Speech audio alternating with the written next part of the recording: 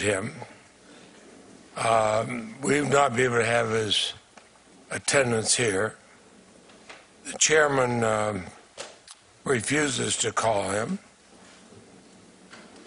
If she's saying Mark Judge was in the room then he should be in the room here today. Would you want him called as a witness? Senator, this allegation came into the committee. Oh, no, I'm just asking the question. Would you want him to be here as a witness? He's already provided sworn testimony to the committee. This allegation's been hidden by the committee, by members of the committee.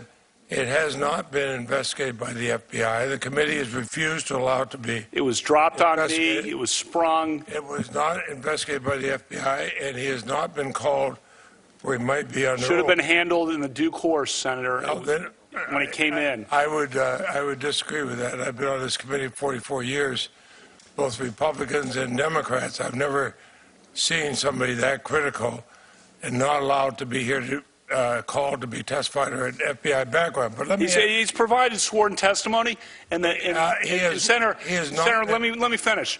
The allegation came in weeks ago, and nothing was done with it by the ranking member, and then it sprung on me. Judge Kavanaugh, I've heard your line, and you stated it over and over again, and I have that well in mind. But let me ask you this: he authored a book titled "Wasted: Tales of a Gen X Drunk." He references a Bart Kavanaugh vomiting in someone's car during beach week and then passing out. Is that you that he's talking about? Senator, Mark Judge was... To your knowledge, is that you that he's talking about? I'll explain if you let me. Proceed, please. Mark Judge was a friend of ours in high school who developed a very serious drinking problem, an addiction problem that lasted decades and was very difficult for him to escape from. And he nearly died. And then he had leukemia as well on top of it. Now, as part of his therapy, or part of his coming to grips with sobriety, he wrote a book that is a fictionalized book and an account.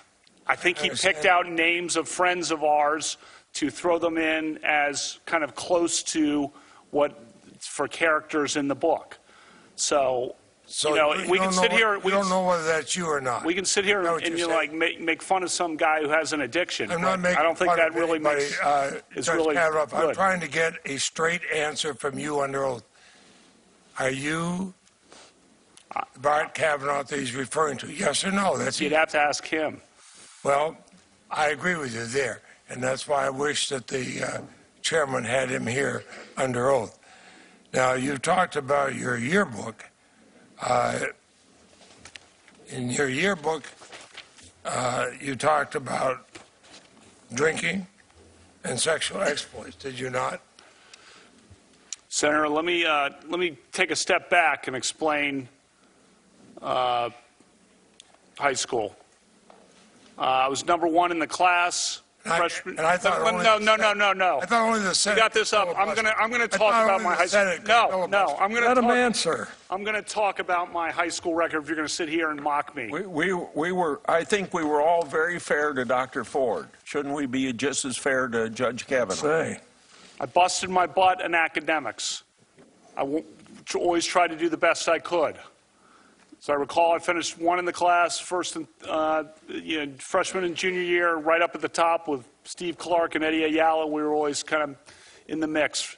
I played sports. I was captain of the varsity basketball team. I was wide receiver and defensive back on the football team. I ran track in the spring of '82 to try to get faster. I did my service projects at the school, which involved going to the soup kitchen downtown. Let me finish. And going to tutor intellectually disabled kids at the Rockville Library. Went to church. And yes, we got together with our friends. Does this reflect what you are? Does this yearbook reflect your focus on academics and your respect for women? That's easy, yes or no. You don't have to filibuster the answer. Does it reflect your focus on I already said the yearbook in my opening statement. The yearbook was obviously... Just wait a minute. He's asked the question. I'll give you time to answer it. the yearbook, as I said in my opening statement, was something where the students and editors made a decision to treat some of it as farce and some of it as exaggeration, some of it celebrating things that don't reflect the things that were really the central part of our school. Yes, we went to parties, though. Yes, of course, we went to parties, and the yearbook page describes that and kind of makes fun of it. And as a, you know, if we want to sit here and talk about whether a Supreme Court nomination should be based on a high school yearbook page, I think that's taken us to a new level of absurdity. So, Ms. Mitchell. Well, we got a filibuster, but not a single answer. Ms. Mitchell. Judge, do you still have your calendars there? I do. I would like you to look at the July 1st entry.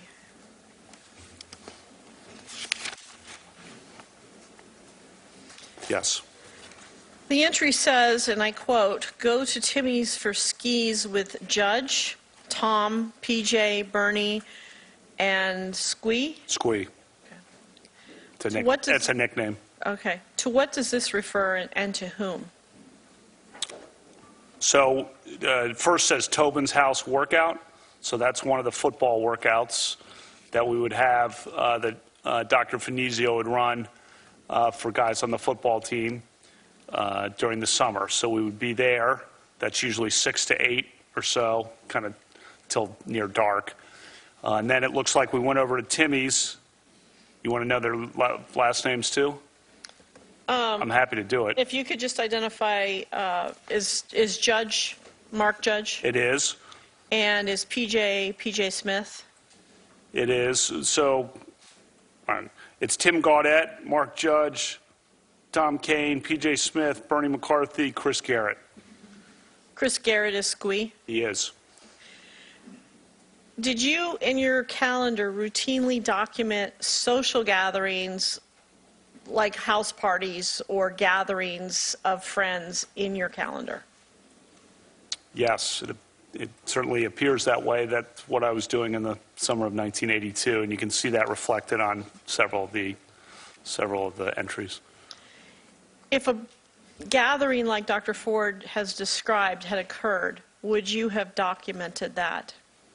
Yes, because I documented everything, those kinds of events, even small get-togethers. August 7th is another good example where I documented a small get-together that summer. So, yes. August 7th. Could you read that? I think that's go to Becky's, Matt, Denise, Lori, Jenny. Have you reviewed every entry that is in these calendars of May, June, July, and August of 1982? I have. Is there anything that could even remotely fit what we're talking about in terms of Dr. Ford's allegations? No. As a lawyer and a judge, we've talked about the FBI. Are you aware that this type of offense would actually be investigated by local police? Yes, I mentioned Montgomery County Police earlier, yes. Okay. Are you aware that in Maryland there is no statute of limitations that would prohibit you being charged even if this happened in 1982? That's my understanding. Have you at any time been contacted by any members of local police agencies regarding this matter? No, ma'am. Prior to your nomination for Supreme Court, you've talked about all of the female clerks you've had and the women that you've worked with. I'm not just talking about them. I'm talking about globally. Have you ever been accused, either formally or informally, of unwanted sexual behavior? No. And when I say informally, I mean just a female complains. It doesn't have to be to anybody else but you. No. Since Dr. Ford's allegation was made public, how many times have you been interviewed by the committee? It's It's been a 3 or 4. I'm trying to remember now. It's been several times. Each of these new things, absurd as they are, we get on the phone and kind of go through them. So have you submitted 2 interviews specifically about Dr. Ford's allegation? Yes. And what about Deborah Ramirez's allegation that Yes. you waved your penis in front of her? Yes.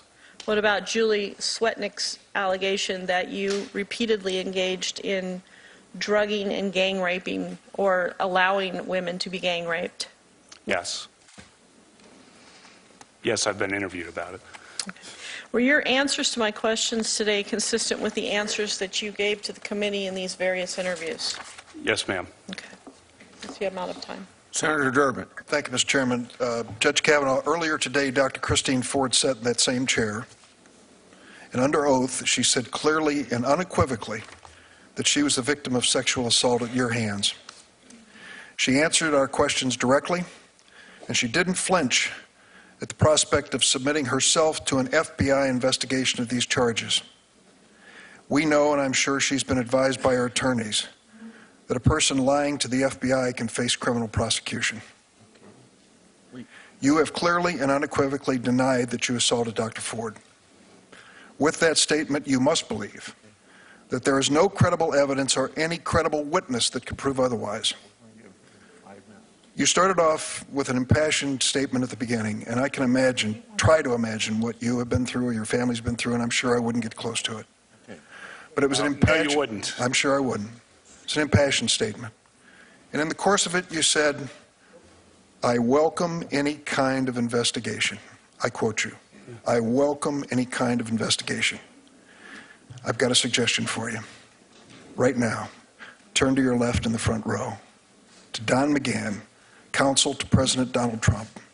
Ask him to suspend this hearing and nomination process until the FBI completes its investigation of the charges made by Dr. Ford and others and goes to bring the witnesses forward and provides that information to this hearing. I'm sure that the chairman at that point will understand that that is a reasonable request to finally put to rest these charges if they are false or to prove them if they are not. You spent 2 years in the White House office that approved judicial nominees. You turned to the FBI over and over and over again for their work. Let's bring them in here and now. Turn to Don McGahn and tell him it's time to get this done. An FBI investigation is the only way to answer some of these questions. Stop the clock.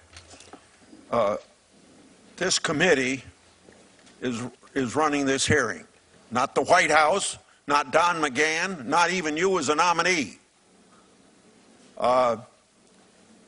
We are here today because Dr. Ford asked for an opportunity here. I know you did too as well. In fact, maybe even before she did.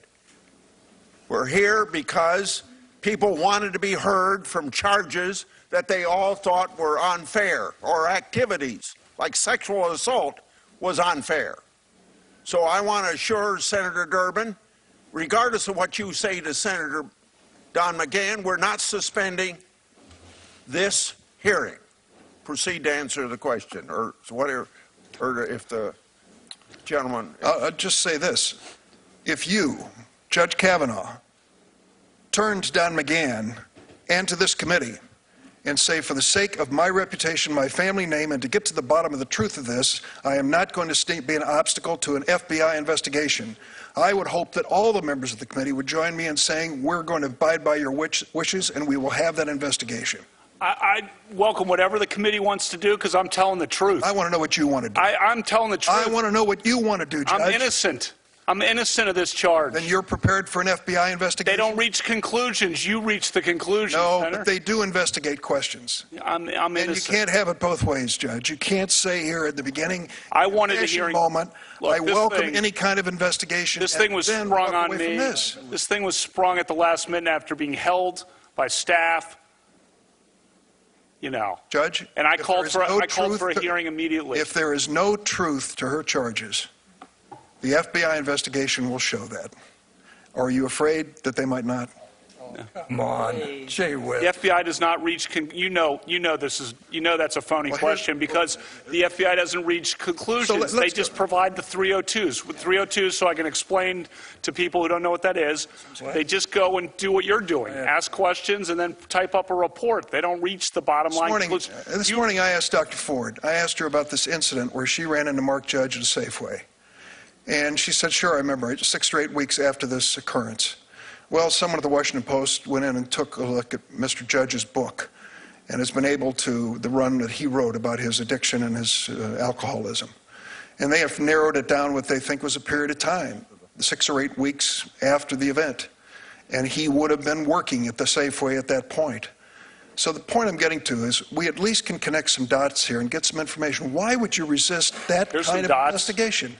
Why would you resist that kind of investigation? Senator, I wanted the hearing last week. I'm asking about the FBI investigation. The committee figures out how to ask the questions. I'll do whatever. I've been on the phone multiple times with committee counsel. I'll talk to... Judge Kavanaugh, will you support an FBI investigation right now? I will do whatever the committee wants to... Personally, do you think that's the best thing for us to do?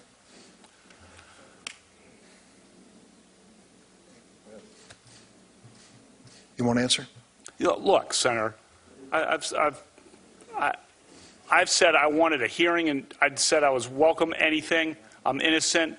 This thing was held when it could have been presented in the ordinary way. It could have been held and handled confidentially at first, which was what Dr. Ford's wishes were, as I understand it, and wouldn't have caused this, like, destroyed my family like this effort has.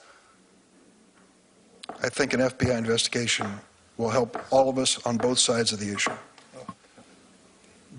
Senator Graham asked for the floor, but before he does, it seems to me that if you want to know something, you got the witness right here to ask him. And secondly, if you want an FBI report, you can ask for it yourself. I've asked for FBI reports in the past, in the 38 years I've been in the Senate. Senator Graham.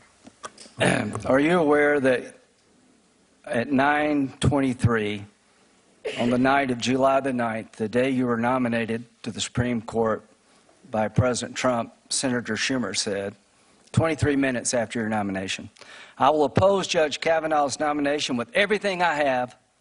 I have a bipartisan, and I hope a bipartisan majority will do the same. The stakes are simply too high for anything less. Well, if you weren't aware of it, you are now. Did you meet with Senator Dianne Feinstein on August 20th? I did meet with Senator Feinstein. Did you know that her staff had already recommended a lawyer to Dr. Ford? I did not know that. Did you know that her and her staff had this allegations for over 20 days? I did not know that at the time. If you wanted an FBI investigation, you could have come to us. What you want to do is destroy this guy's life, hold this seat open, and hope you win in 2020. You've said that, not me. You've got nothing to apologize for. When you see Sotomayor and Kagan, tell them that Lindsay said hello, because I voted for them. I would never do to them what you've done to this guy. This is the most unethical sham since I've been in politics. And if you really wanted to know the truth, you sure as hell wouldn't have done what you've done to this guy. Are you a gang rapist? No. I cannot imagine what you and your family have gone through. Boy, y'all want power. God, I hope you never get it. I hope the American people can see through this sham, that you knew about it and you held it. You had no intention of protecting Dr. Ford. None. She's as much of a victim as you are. God, I hate to say it because these have been my friends. But let me tell you, when it comes to this, you're looking for a fair process. You came to the wrong town at the wrong time, my friend. Do you consider this a job interview? The advice and consent role is like a job interview. You consider that you've been through a job interview? I've been through a process of advice and consent under the Constitution. Which Would you say you've been through hell? I've been through hell and then some. This is not a job interview. Yeah. This is hell. This This is going to destroy the ability of good people to come forward because of this crap. Your high school yearbook. You have interacted with professional women all your life, not one accusation. You're supposed to be Bill Cosby when you're a junior and senior in high school. And all of a sudden you got over it. It's been my understanding that if you drug women and rape them for 2 years in high school, you probably don't stop. Here's my understanding. If you lived a good life, people would recognize it, like the American Bar Association has the gold standard. His integrity is absolutely unquestioned. He is the very circumspect in his personal conduct, harbors no biases or prejudices. He's entirely ethical, is a really decent person. He is warm, friendly, unassuming. He's the nicest person. The ABA. The one thing I can tell you, you should be proud of. Ashley, you should be proud of this. That you raised a daughter who had the good character to pray for Dr. Ford. To my Republican colleagues, if you vote no, you're legitimizing the most despicable thing I have seen in my time in politics. You want this seat? I hope you never get it. I hope you're on the Supreme Court. That's exactly where you should be. And I hope that the American people will see through this charade. And I wish you well, and I intend to vote for you, and I hope everybody who's fair-minded will. Senator Whitehouse. Should we let things settle a little bit after that? If you want to, we'll take a 60-second break. No, I'm good. Okay, go ahead. I'm good. One of the reasons, Mr. Kavanaugh, that we are looking at the yearbook is that it is relatively consistent in time with the events at issue here. And because it appears to be your words, is it in fact your words on your yearbook page? we submitted things to the editors, and I believe they took them. I don't know if they changed things or not, but You're not aware of any changes, as far as you know. I'm not these are aware your one way words. or I'm not aware one way or the other. But I'm not going to sit here and contest that. Have at it if you want to go through my yearbook. Yeah, I'm actually interested. You know, lawyers should be working off of common terms and understand the words that we're using. I think that's a pretty basic principle among lawyers. Wouldn't you agree? It is. If you're worried about my yearbook, have at it, Senator. Let's look at Beach Week Ralph Club biggest contributor. What does the word Ralph mean in that? That probably refers to throwing up. I'm known to have a weak stomach, and I always have. In fact, the last time I was here, you asked me about having ketchup on spaghetti. I always have had a weak stomach. I don't know that I asked about ketchup on spaghetti, but You didn't, someone did. Okay. And this is well known. Anyone who's known me, like a lot of these people behind me, have known me my whole life, know, you know, I got a weak stomach, whether it's with beer or with spicy food or anything. so the vomiting that you reference in the Ralph Club reference related to the consumption of alcohol. Senator, I was the top of my class academically, busted my butt in school, captain of the varsity basketball team, got into Yale College. When I got into Yale College, got into Yale Law School, worked my tail off. And did the word Ralph you used in your yearbook I already relate to answered the alcohol? question. If you're, Did it relate to alcohol? I like You beer. haven't answered that. I like beer. I don't know if you do. Okay. Do you like beer, Senator, or not? What do you like to drink? Next one is, Senator, what do you like to drink? Judge, have you, I don't know if it's boofed or boofed. How do you pronounce that? That Judge? refers to flatulence. We were 16. Okay. And so when your friend Mark Judge said the same, put the same thing in his yearbook page back to you, he had the same meaning. It was flatulence. I don't know what he did, but that's my recollection. We want to talk about flatulence at age 16 on a yearbook page. I'm game. You mentioned, I think, the Renata, I don't know how you pronounce that. That's a proper name of an individual you know? Renata? Renata? It's spelled with an E at the end, R-E-N-A-T-E. Is that Correct. Okay. And then after that is the word alumnius. What does the word alumnius mean in that context? I explained that in my opening statement. She was a great friend of ours. A bunch of us went to dances with her. She hung out with us as a group. The media circus that has been generated by this thought and reported that it referred to sex. It did not. Never had any, as she herself said on the record, any kind of sexual interaction with her. And I'm sorry how that's been misinterpreted, and sorry about that, as I explained in my opening statement, because she's a good person. And to have her name dragged through this hearing is a joke and really an embarrassment. Devil's Triangle? Drinking game. How's it played? 3 glasses in a triangle. And? You ever played quarters? No. Okay, it's a quarters game. Ann Doherty's? As you can tell from my calendar, she had a party on the 4th of July in the beach in Delaware.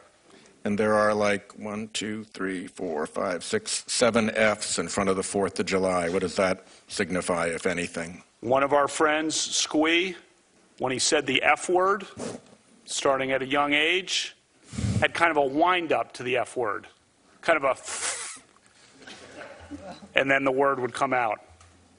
And when we were 15, we thought that was funny, and it became an inside joke for how he would say and I won't repeat it here, for the F word. Referring to Georgetown versus Louisville and... You want to name more on the Fs? No, Orioles versus Red Sox. In both, you respond, who won anyway, or who won that game anyway? Should we draw any conclusion that a loss of recollection associated with alcohol was involved in you not knowing who won the games that you attended? No. First of all, the Georgetown-Louisville was watching it on TV, a party. And That's not inconsistent with drinking and not remembering what happened. I'm aware. And the point of both was we, in essence, were having a party and didn't pay attention to the game, even though the game was the excuse we had for getting together. I think that's very common. I don't know if you've been to a Super Bowl party, for example, Senator, and not paid attention to the game and just hung out with your friends. I don't know if you've done that or not, but that's what we were referring to in those 2 occasions. Senator Cornyn. Judge, I can't think of a more embarrassing scandal for the United States Senate since the McCarthy hearings, when the comment was about the cruelty of the process toward the people involved. And the question was asked, have you no sense of decency? And I'm afraid we've lost that, at least for the time being. Do you understand you've been accused of multiple crimes? I'm painfully aware for my family and me to read about this. And breathless reporting. of course, the sexual assault that Dr. Ford claims that you denied, then the claims of Ms. Ramirez that not even the New York Times would report because they couldn't corroborate it. And then Stormy Daniels' lawyer released a bombshell accusing you of gang rape. All of those are crimes, are they not? They are, and I'm never going to get my reputation back. My life is totally and permanently altered. Well, Judge, don't give up. I'm not giving up. The American people are listening to this, and they will make their decision, and I think you'll come out on the right side of that decision. Well, I will always be a good person and try to be a good judge, whatever happens. But So this is not a job interview. You've been accused of a crime. If you have lied to the committee and the investigators, that is a crime in and of itself, correct? that is correct. So in order to vote against your nomination, we would have to conclude that you are a serial liar. Yeah. And you have exposed yourself to legal jeopardy in your interaction with this committee and the investigators. Isn't that correct? That's my understanding. You talked in your interview on with Martha McCollum the other night about a fair process. Some of my colleagues across the aisle say, well, the burden is not on the accuser because this is a job interview. The burden is on you, but you said you weren't there and it didn't happen. It's impossible for you to prove a negative. So I would just suggest that you have been accused of a crime and that a fair process under the United States Constitution and our notion of fair play means that the people who make an accusation against you have to come forward with some evidence. Isn't that part of a fair process? Yes, sir, Senator. And part of that means that if you're going to make an allegation, there needs to be corroboration. In other words, you're not guilty because somebody makes an accusation against you in this country. We're not a police state. We don't give the government that kind of power. We insist that those charges be proven by competent evidence. And I know we're not in a court. I've told my colleagues if we were in court, half of them would be in contempt of court. But you have been accused of a crime, and I believe fundamental notions of fair play and justice in our constitutional system require that if somebody's going to make that accusation against you, then they need to come forward with some corroboration, not just allegations. And you're right to be angry about the delays in your ability to come here and protect your good name, because in the interim, it just keeps getting worse. It's not Dr. Ford. It's this story that not even the New York Times would report, the allegation of Ms. Ramirez. And then Stormy Daniels' lawyer comes up with this incredible story accusing you of the most sordid and salacious conduct. It's outrageous, and you're right to be angry. But this is your chance to tell your story, and I hope you have a chance to tell us everything you want to tell us, but the burden is not on you to disprove the allegations made. The burden under our system, when you accuse somebody of criminal conduct, is on the person making the accusation. Now, I understand this isn't a trial, like I said, but I just wanted to make sure that we understood. It's hard to reconstruct what happened 36 years ago, and I appreciate what you said about Dr. Ford, that perhaps she has had an incident at some point in her life, and you are sympathetic to that. But your reputation is on the line, and I hope people understand the gravity of the charges made against you and what a fair process looks like. Senator Klobuchar. Thank you, Mr. Chairman. Judge, we're talking here about decency, and you understand we have this constitutional duty to advise and consent. And for me, when this evidence came forward, I decided that I needed to look at this, and I needed to find out about it, and I needed to ask you questions about it, as well as others that were involved. So again, I'm not going to take quite the same approach as my colleagues here and talk about Don McGahn or any of this. Why don't you just ask the president? Dr. Ford can't do this. We clearly haven't been able to do this. But just ask the president to reopen the FBI investigation. I think the committee is you're doing the investigation. I'm here to answer your questions. No. And I should say one thing, Senator Klobuchar, which is I appreciate our meeting together, and I appreciate how you handled the prior hearing, and I have a lot of respect for you. Well, thank you. All of that aside, here's the thing. You could actually just get this open so that we can talk to these witnesses, and the FBI can do it instead of us. And you've come before us, but we have people like Mark Judge, who Dr. Ford says was a witness to this. We have this polygraph expert that my colleagues were raising issues about the polygraph. We would like to have that person come before us. And I just think if we could open this up. I don't mean to interrupt, but I guess I am. But Mark Judge has provided sworn statements saying this didn't happen and that I never did or would do. But we would like the FBI to be able to follow up and ask him questions. You know, we talked about past nomination processes, and you talked about those, and I note that President George Bush, in the Anita Hill Justice Thomas case, he opened up the FBI investigation and let questions being asked, and I think it was helpful for people. So was his decision reasonable? I don't know the circumstances of that. What I know, Senators, I'm here. But the circumstances are that he opened up the investigation so the FBI could ask some questions. That's what he opened up the background check. I'm here to answer questions about my yearbook or about, what I Okay, and my sports or, okay. summer league basketball. I'm not going to ask about the yearbook. So most people have done some drinking in high school and college, and many people even struggle with alcoholism and binge drinking. My own dad struggled with alcoholism most of his life, and he got in trouble for it, and there were consequences. He is still in AA at age 90, and he's sober. And in his words, he was pursued by grace, and that's how he got through this. So in your case, you have said here and other places that you never drank so much that you didn't remember what happened. But yet, we have heard, not under oath, but we have heard your college roommates say that you did drink frequently. These are in news reports, that you would sometimes be belligerent.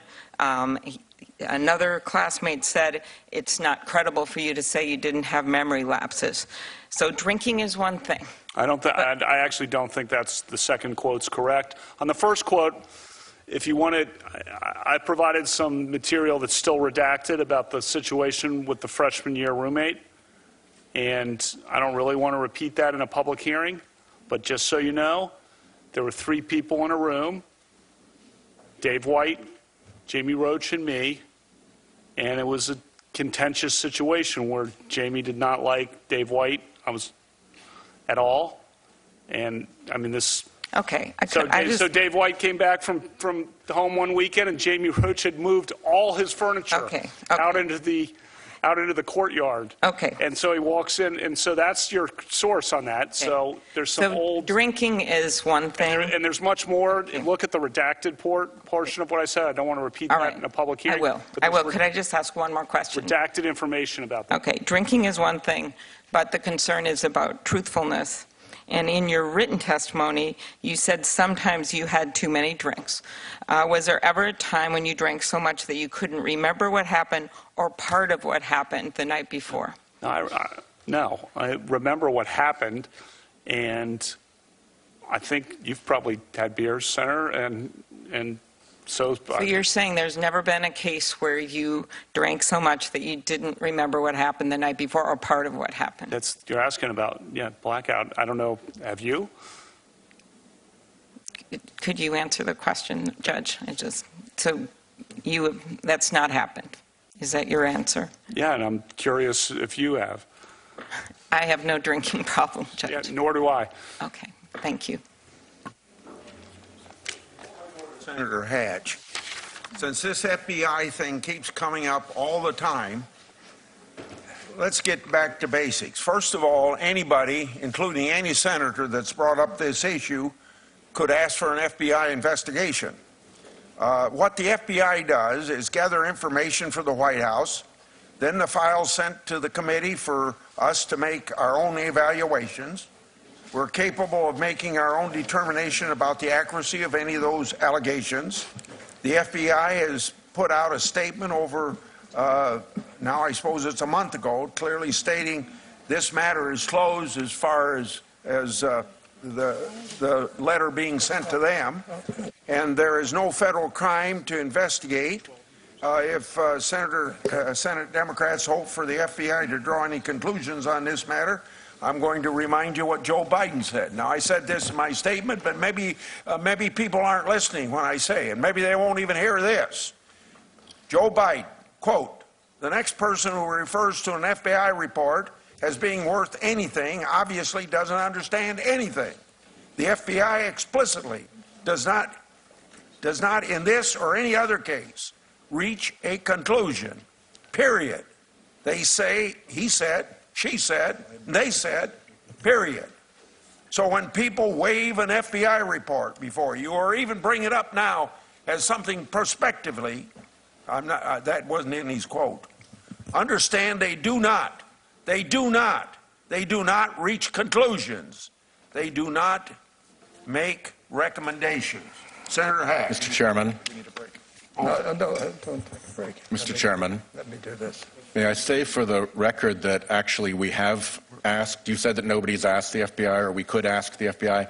I actually have, I think others have, and I think that the issue is that part of what an FBI report does is to investigate and seek either corroborating or exculpatory evidence. It's not so much the conclusion that it draws as the breadth of the evidence that is sought out through the investigation and the difference between what somebody might say to an FBI agent when they're being examined and, for instance, Mr. Judge's letter signed by his lawyer sent in. It's just a different thing. And I believe still that this is the first background investigation in the history of background investigations that hasn't been reopened when new credible derogatory information was raised about the subject, about the nominee. So I just didn't want to let the point you made stand without referencing what we had tried to do.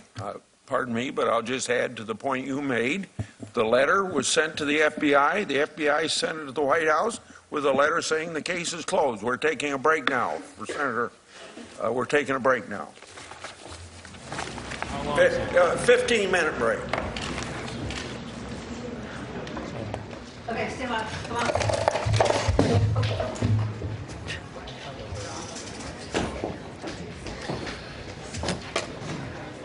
Okay, another break in the Kavanaugh hearings this afternoon that the Senate Judiciary Chairman Chuck Grassley just called for. We have not been advised how long that break is going to be, but welcome back to those of you watching. You've been watching the Senate Judiciary Committee hearings. If you are just joining us, Judge Brett Kavanaugh has denied forcefully that he sexually assaulted Christine Blasey Ford when they were teenagers. We do want to play for you perhaps the most emotional moment of the day outside of the Kavanaugh testimony, we should say, which came not shortly after that ended, and that was Republican Senator Lindsey Graham. We're going to digest a lot of this in just a moment and play more sound beyond this, but let's start with some of that Lindsey Graham sound because the White House has also been reacting to it. If you wanted an FBI investigation, you could have come to us. What you want to do is destroy this guy's life, hold this seat open, and hope you win in 2020. You said that, not me. You've got nothing to apologize for. When you see Sotomayor and Kagan, tell them that Lindsey said hello, because I voted for them. I would never do to them what you've done to this guy. This is the most unethical sham since I've been in politics. And if you really wanted to know the truth, you sure as hell wouldn't have done what you've done to this guy. Are you a gang rapist? No. I cannot imagine what you and your family have gone through. Boy, y'all want power. God, I hope you never get it. I hope the American people can see through this sham, that you knew about it and you held it. You had no intention of protecting Dr. Ford. None. She's as much of a victim as you are. God, I hate to say it because these have been my friends. But let me tell you, when it comes to this, you're looking for a fair process. You came to the wrong town at the wrong time, my friend. Do you consider this a job interview? The advice and consent role is like a job interview. Consider that you've been through a job interview. I've been through a process of advice and consent under the Constitution. Which Would you say you've been through hell? I've been through hell and then some. This is not a job interview. Yeah. This is hell. This is going to destroy the ability of good people to come forward because of this crap. Your high school yearbook. You have interacted with professional women all your life, not one accusation. Lindsey Graham was the first GOP senator to ask questions and not defer to the prosecutor that Republicans had selected who did the earlier questioning of Christine Blasey Ford. The president said at his news conference yesterday he would be watching the hearings today. He is. An official at the White House now tells us that they are pleased with Kavanaugh's strong, full-throated response, a tone they say they've been waiting for from him. We've seen a number of tweets now going out from various members of the White House endorsing what they've heard so far from Judge Kavanaugh. Joining me in our coverage now, Bianna Golodryga, CBS This Morning co-host John Dickerson, Jan Crawford, who covers the Supreme Court for us, and also CBS News legal analyst Ricky Kleeman once again, and our political correspondent Ed O'Keefe, who is outside the hearing room and has been trying to get whatever information he can from senators and others as they leave all of that. First, let's talk about, Bianna, if we could, those comments from Lindsey Graham, because they were memorable. Look, I think Lindsey Graham spared Judge Kavanaugh from a lot of the emotions people were hoping or maybe fearful that they would be hearing from Judge Kavanaugh. Lindsey Graham is known to express himself in whichever opinion he has on whatever topic, and we saw that side of him. I know you had a lot of thoughts about what Senator Graham was trying to convey in his message within the party to other Republicans who may be on the fence about what they should be doing with Well, that's one of the things that really struck me. Here, first of all, is the first senator on the Republican side to speak. So we talked about it earlier when Rachel Mitchell was talking. She wasn't trying to frame a political argument. She was just going methodically. But this was the first chance to frame it politically for everybody watching and for Republicans. And Lindsey Graham, in addition to that emotional response, he said to fellow Republicans, if you don't vote for him, if you vote against Kavanaugh, you will be affirming, validating this, what Lindsey Graham had just described, which was an awful process that ruined a family, that ruined a man. So he has set the stakes. If this is about determining what the question is, what the narrative is, Lindsey Graham is trying to do that for those on the fence Republicans, saying this is what the stakes are. And a vote against Kavanaugh is a vote in favor of the kind of scorched earth politics that he had just described. And as Jan was saying earlier, that's a message also to the Republican base, which is that's what this is about, and any Republican senator who caves to that pressure should be punished. So you hit it. I mean, what you're saying, John, is what Lindsey Graham is saying is that if you vote against, you're endorsing character assassination. That's exactly right. And again, it's about framing the question as much as it is almost anything else in politics. And that's what he was trying to do there, is frame the question for his own side. And I thought it was pretty effective. Jan? Well, I mean, I think Brett Kavanaugh really kind of laid the groundwork for that. I mean, when he gave that opening statement, which, as you know, our reporter said inside the room, I mean, the room was just, you could hear a pin drop.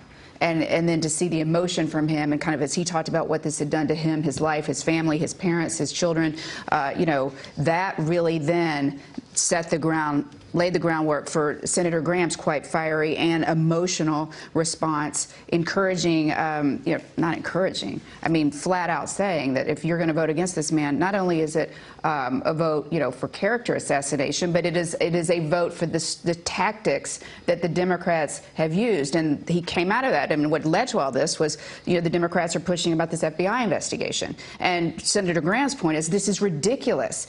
Democrats sat on this for 2 months, and now, and we could have had an FBI, we could have had all kind of investigations. And so, that kind of also is kind of, when you see all this with the FBI investigation, that gives the Republicans then a chance to say, well, you sat on this for 2 months. But Judge Kavanaugh has to be careful. There's one thing about being defensive about your character, and if he believes that, like as he says, that he wasn't there, he didn't do this, by all means, defend your actions. But when it comes to what he did in college, what he did in high school, his yearbook, his drinking, an FBI investigation, there are times where he kind of approaches that line of maybe even not going over that line of being a bit too defensive. He has never once said, yes, I invite an FBI investigation. He says, I will let you decide what to do. I'll do whatever you tell me to do. I think the drinking and the did you drink, did you ever blackout drink to the senators asking those questions can turn out to bite him. I think that's right, because in real time what it's showing is an evasiveness. So when Dick Durbin very carefully tried to put him in a corner and said, just ask the president's lawyer, Don McGahn, to call in the FBI, that was a tactic, a trick. And in the moment when Kavanaugh doesn't immediately respond or gives an answer like saying, I'm here now, it's a real-time demonstration of equivocation, which could be a challenge for him. And all of this riveting testimony comes after the morning session, of course, Ricky, in which Christine Blasey Ford did not appear evasive, appeared very open. The tone between the two hearings, morning and afternoon, certainly very different in terms of what we're hearing from both of the principals involved here. It is an extraordinary amount for these senators to weigh. Well, it is an extraordinary amount, except the Republicans have their game plan on. They are cohesive this afternoon. And I think you could say they were cohesive this morning in the sense that they made a decision to not do the questioning, to have a professional prosecutor do the questioning for what good or bad it did them, but that they treated Dr. Ford with respect. And it's of the idea that something happened to Dr. Ford, it just wasn't Brett Kavanaugh, and that there is a feeling of sympathy and empathy. So they've played the role in the morning of actually being the good guys. And now in the afternoon, if you take Lindsey Graham and then you wind up with other Republicans following his lead, they have a political message to give. It is highly cohesive, and they are coming to a point to get what they want. What they want are these few votes that may be up in the air. And the gauntlet, it's been dropped. And you have to take it up, or else look what you're doing. The only thing I see as a worry for Brett Kavanaugh as he takes this break and has a glass of water or whatever it is that centers him, or gives a hug to his wife, or feels support, he must be careful of not losing his temper. That's the only thing that he really has to watch. And you think there's people telling him that right now? Well, I think someone has told him that already, or he knows it. But the Democrats, as they go down the line, they're going to try to bait him, because one of the few things in this examination, besides do you want an FBI investigation, is the idea of his being a belligerent drunk and his acting out in a way that was out of character. So that person, the belligerent drunk, the abusive drunk, the drunk who might not remember what he did and do something untoward, that person would not be fit to be on the United States Supreme Court. And also about being truthful. I know it's small, and I know a lot of us, I can only imagine what we would be going through if we were reliving what we did and what we put in our yearbook in high school and what have you. But, you know, this is one of the most important jobs in the country, if not the world. And so much of it depends on honesty and truthfulness. And the parts about the yearbook, specifically about Renata, and as small as it may be, boys, you know, treated girls badly, vice versa in high school, for him to definitively say that she was one of us, and this was a code of her being, buddies with all of the boys, and we had high respect for her. Just hearing her side of the story, I just find that so, personally, I find it so hard to believe that that is what that meant. And I know it's small, but in the larger scheme of things, when you're talking about someone's character, for him to stand by the statement that she was one of us, I don't know. It's hard. That doesn't sit well with me. He took issue with the folks who organized the yearbook. Mm-hmm. Right, was his... Well, he put it in the context of the time as well. I mean, you've got to think back to this is 1982. It was a different time. It was, he tried to put it in the context of the time. Movies. Fast Times at Ridgemont High. I mean, that was kind of part of, for probably, as we would say now, worse. I mean, those were the movies then. I mean, Animal House. I mean, they wouldn't make those movies today. The weakness in the Democratic effort here is that presumably they're inquiring in this area because they want to know if the Kavanaugh described by his friend in the book about excessive drinking and the Kavanaugh described by Dr. Ford, if that person is even one that he's possible to approach by evidence that they can gather from inquiring with him. And so, but that framing has kind of been lost a little, and so there's just the questions about the yearbook. And so anybody who hasn't been following this quite closely would think, why are they asking about the yearbook? Why is that relevant? Why are we? Right. Why is that? And that's a challenge for Democrats. But outside of the yearbook and the credibility of the allegations, so much of this has been focused on the timeline, and that is Republicans talking this morning about why didn't you tell us this earlier, and Democrats saying why can't we take a little more time and have this FBI investigation. And I just, so much of it has returned today, Ricky, to that timing issue. Well, right. And of course, that was exactly where Rachel Mitchell was going this morning.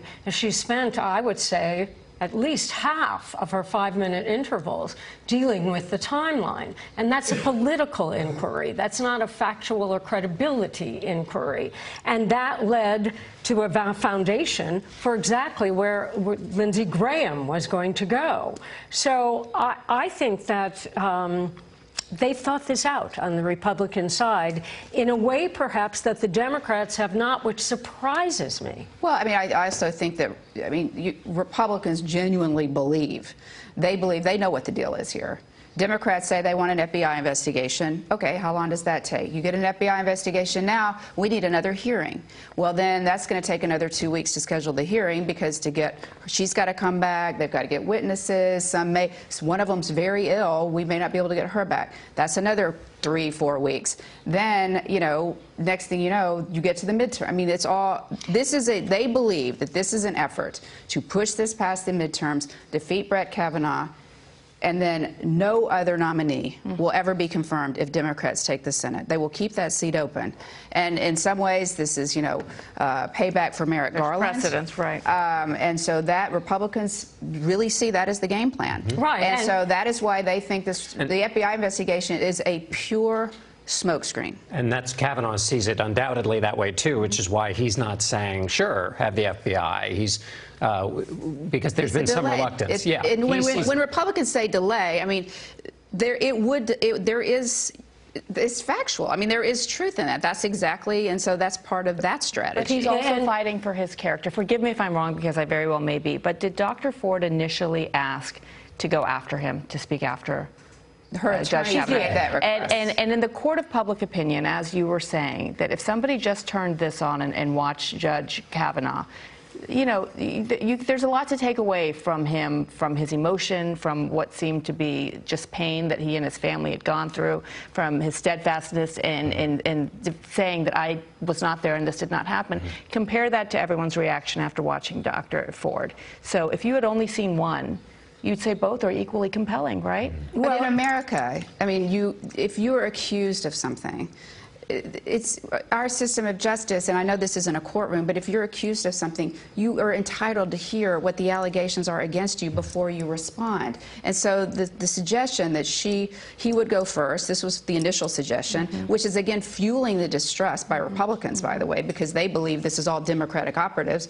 The suggestion was, and what they argued for, was that he would have to testify first, and then she would testify, and they would hear her for the first time, and then he would have no chance to give any rebuttal. Right. And so, I mean, when you talk about fair process, I mean, if you're accused of something, you have to be able to know what the allegations are against you and to respond. This is America. Republicans must be feeling a little better, at least now, than they were 3 hours ago. A lot better. Yeah. As they both make their way back into the hearing room now, we believe this break is ending very soon. I do want to take a chance here to listen to both of the principals we've heard from here today.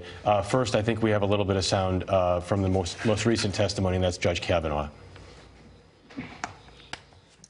The other night, Ashley and my daughter Liza said their prayers. And little Liza, all of 10 years old,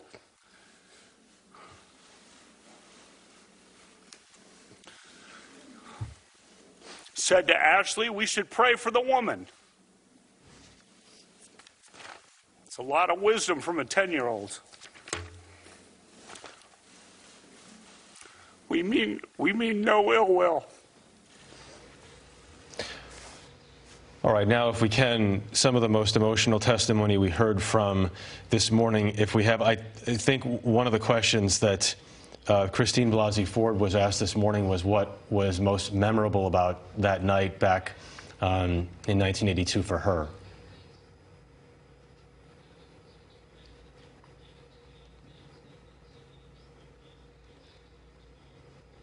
Okay, we don't have it. We'll try to get that because I think, to your point, Biana, that it's important for people to hear, for those who haven't seen the day's entirety, as we have. I think it's important for everyone to, more helpful for senators and everyone to hear everything. Brett Kavanaugh sitting back down again now. That's possible.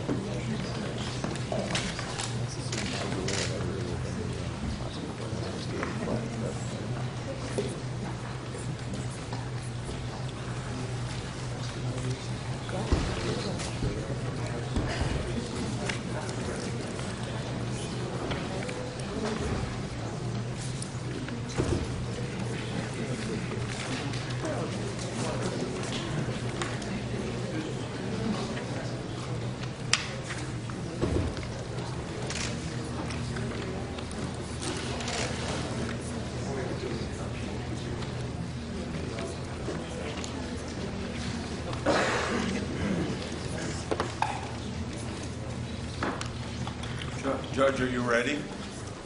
I am ready. And can I say one thing? Yes.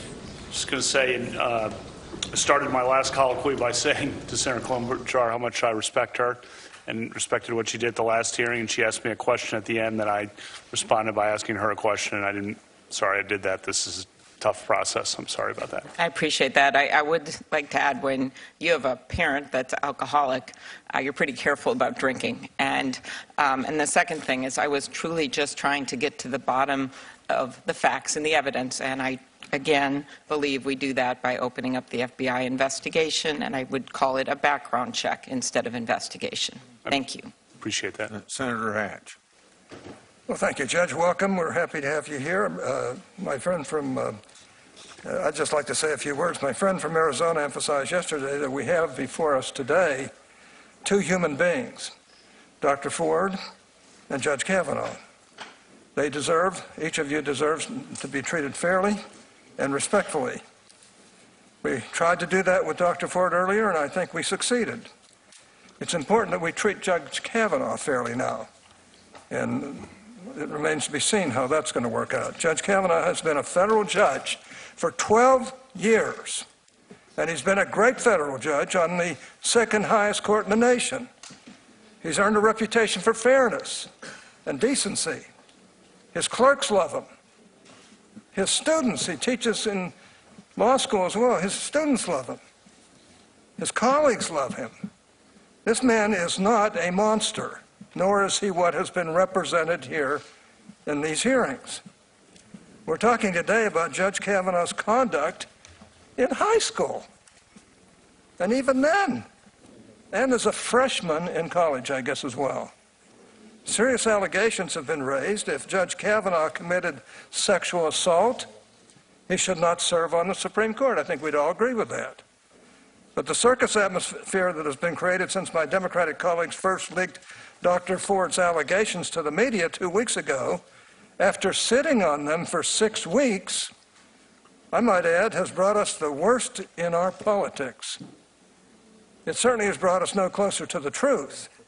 Anonymous letters with no name and no return address are now being treated as national news. Porn star lawyers with facially implausible claims are driving the news cycle. I hate to say this, but this is worse than Robert Bork, and I didn't think it could get any worse than that. This is worse than Clarence Thomas. I didn't think it could get any worse than that. This is a national disgrace, the way you're being treated. And in the middle of it all, we have Judge Kavanaugh, a man who until 2 weeks ago was a pillar of the legal community. There's been no whisper of misconduct by him in the time he's been a judge. What we have are uncorroborated, unsubstantiated claims from his teenage years. Claims that every alleged eyewitness has either denied or failed to corroborate. I do not mean to minimize the seriousness of the claims. Yeah, they've been serious claims, but the search for truth has to involve more than bare assertions. Like Dr. Ford, Judge Kavanaugh deserves fair treatment. He was an immature high schooler. So were we all. That he wrote or said stupid things sometimes does not make him a sexual predator. I understand the desire of my colleagues to tear down this man at any cost. I do understand it. But let's at least be fair and look at the facts or the absence thereof. Guilt by association is wrong. Immaturity does not equal criminality. That Judge Kavanaugh drank in high school or college does not make him guilty of every terrible thing that he's recently been accused of. A lifetime of respect and equal treatment ought to mean something when assessing allegations that are flatly inconsistent with the course of a person's entire adult life. With those comments, Judge, I'd just like to ask you a few questions, if I can, about how, and if you can be short in your answers, it'd help me get through a bunch of them, about how this process has unfolded. When did you first learn of Dr. Ford's allegations against you? It was a week ago Sunday, one Washington Post story. Isn't that amazing? Did the ranking member raise these allegations in your one-on-one meeting with her last month? She did not. Did the ranking member raise them at your public hearing earlier this month? No. Did the ranking member raise them at the closed session that followed the public hearing? She was not there. Did the ranking member or any of her colleagues raise them in the 1,300 written questions that were submitted to you following the hearing? No. When was the first time that the ranking member or her staff asked you about these allegations?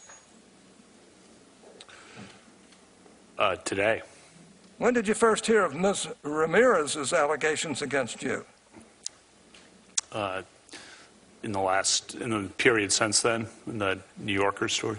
Did the ranking member or any of her colleagues or any of their staffs ask you about Ms. Ramirez's allegations before they were leaked to the press? No. When was the first time that the ranking member or any of her colleagues or any of their staff asked you about Ms. Ramirez's allegations? Today. I think it's a disgrace between Senator Coons. Thank you, Mr. Chairman. Judge Kavanaugh, today's hearing is about Dr. Ford's serious allegations about sexual assault. You have unequivocally denied those claims, but we're here today to assess her credibility and yours. And in our previous vigorous exchanges in the previous confirmation hearing rounds, I found that your answers, at times vigorously defended, but at other times struck me as evasive or not credible on key issues. And it's against that backdrop that I'm seeking to assess your credibility today. You said in your opening that rule of law means taking allegations seriously, and I agree with that. It brings me no joy to question you on these topics today, but I do think they're serious, and I think they are worthy of our attention. So let me, if I can, return to a line of questioning my colleague was on before, which was about whether you've ever gotten aggressive while drinking or forgotten an evening after drinking. Those are two different questions. I've already answered the second one as the first. I think the answer to that is basically no. I don't know really what you mean by that. Like, what are you talking about? Well, the reason I don't mean it that way, but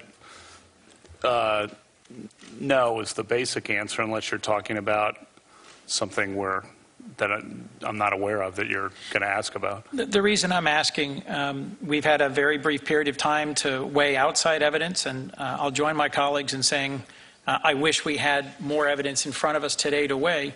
Do you remember Liz Swisher, a college classmate of yours from Yale? First, on your point about the outside evidence, all four witnesses. Well, let me focus. I'm trying to get this question. I know, but you made a point, and I just want to re-emphasize. All four witnesses who were allegedly at the event have said it didn't happen, including Dr. Ford's longtime friend, Ms. Kaiser, right. who said and if she's if Mark Judge were in front of us today to question, we'd be able to assess his credibility. But let me just get through this if I can, Your Honor. Liz Swisher is a college classmate. She's now a medical doctor, and I'm quoting from a recent interview she gave. She said Brett Kavanaugh drank more than a lot of people. He'd end up slurring his words, stumbling. It's not credible for him to say he's had no memory lapses in the nights he drank to excess. I know because I drank with him. How should we assess that? She then goes on, if you kept reading, and says she actually can't point to any specific instance like that. The quote that jumped out at me was, "Brett was a sloppy drunk, and I know because I drank with him." There's also, I don't think in a that, separate setting, I do not think that's a fair characterization. And Chris Dudley's quoted in that article. And I would refer you to what Chris Dudley said. I spent more time with Chris Dudley in college than just about anyone. And I'd refer you to what he said. in other reporting, as I'm sure you know, a college classmate described you as relatively shy, but said that when you drank, you could be aggressive or even belligerent. And your roommate, as I think you discussed with Senator Klobuchar, said you were frequently drunk. Yeah, and that roommate, that was freshman year roommate. Yes. And there was contention between him and the third person. There were three of us in a small room. And you should look at what I said in the redacted portion of the transcript about him. And you should assess his credibility with that in mind. Put yourself in our shoes for a moment, if you would, Judge, and I know that's asking a lot of you in this setting. But suppose you'd gone through a process to select someone for an incredibly important job and a position. You had a lot of qualified candidates, and as you're finishing the hiring process, you learn of a credible allegation that, if true, would be disqualifying. Wouldn't you either take a step back and conduct a thorough investigation or move to a different candidate? And why not agree to a one-week pause to allow the FBI to investigate all these allegations and allow you an opportunity a week from now to have the folks present in front of us for us to assess their credibility and for us to either clear your name or resolve these allegations by moving to a different nominee?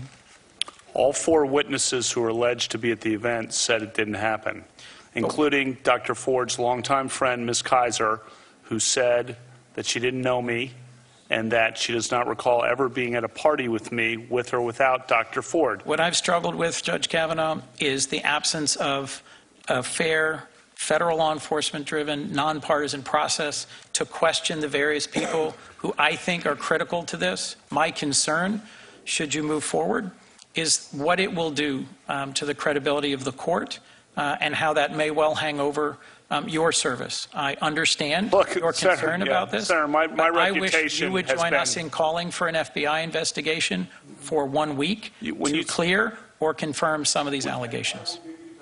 When you say a week delay, do you know how long the last 10 days have been for us? Probably an eternity.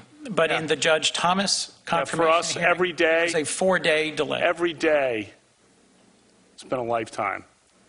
And you know, yeah, and it's been investigated. And all four witnesses say it didn't happen. And they've said it under penalty of felony. And I've produced my calendars, which show, you know, a lot. That's important evidence. And you act like, I mean, the last 10 days, I asked for a hearing the day after the allegation.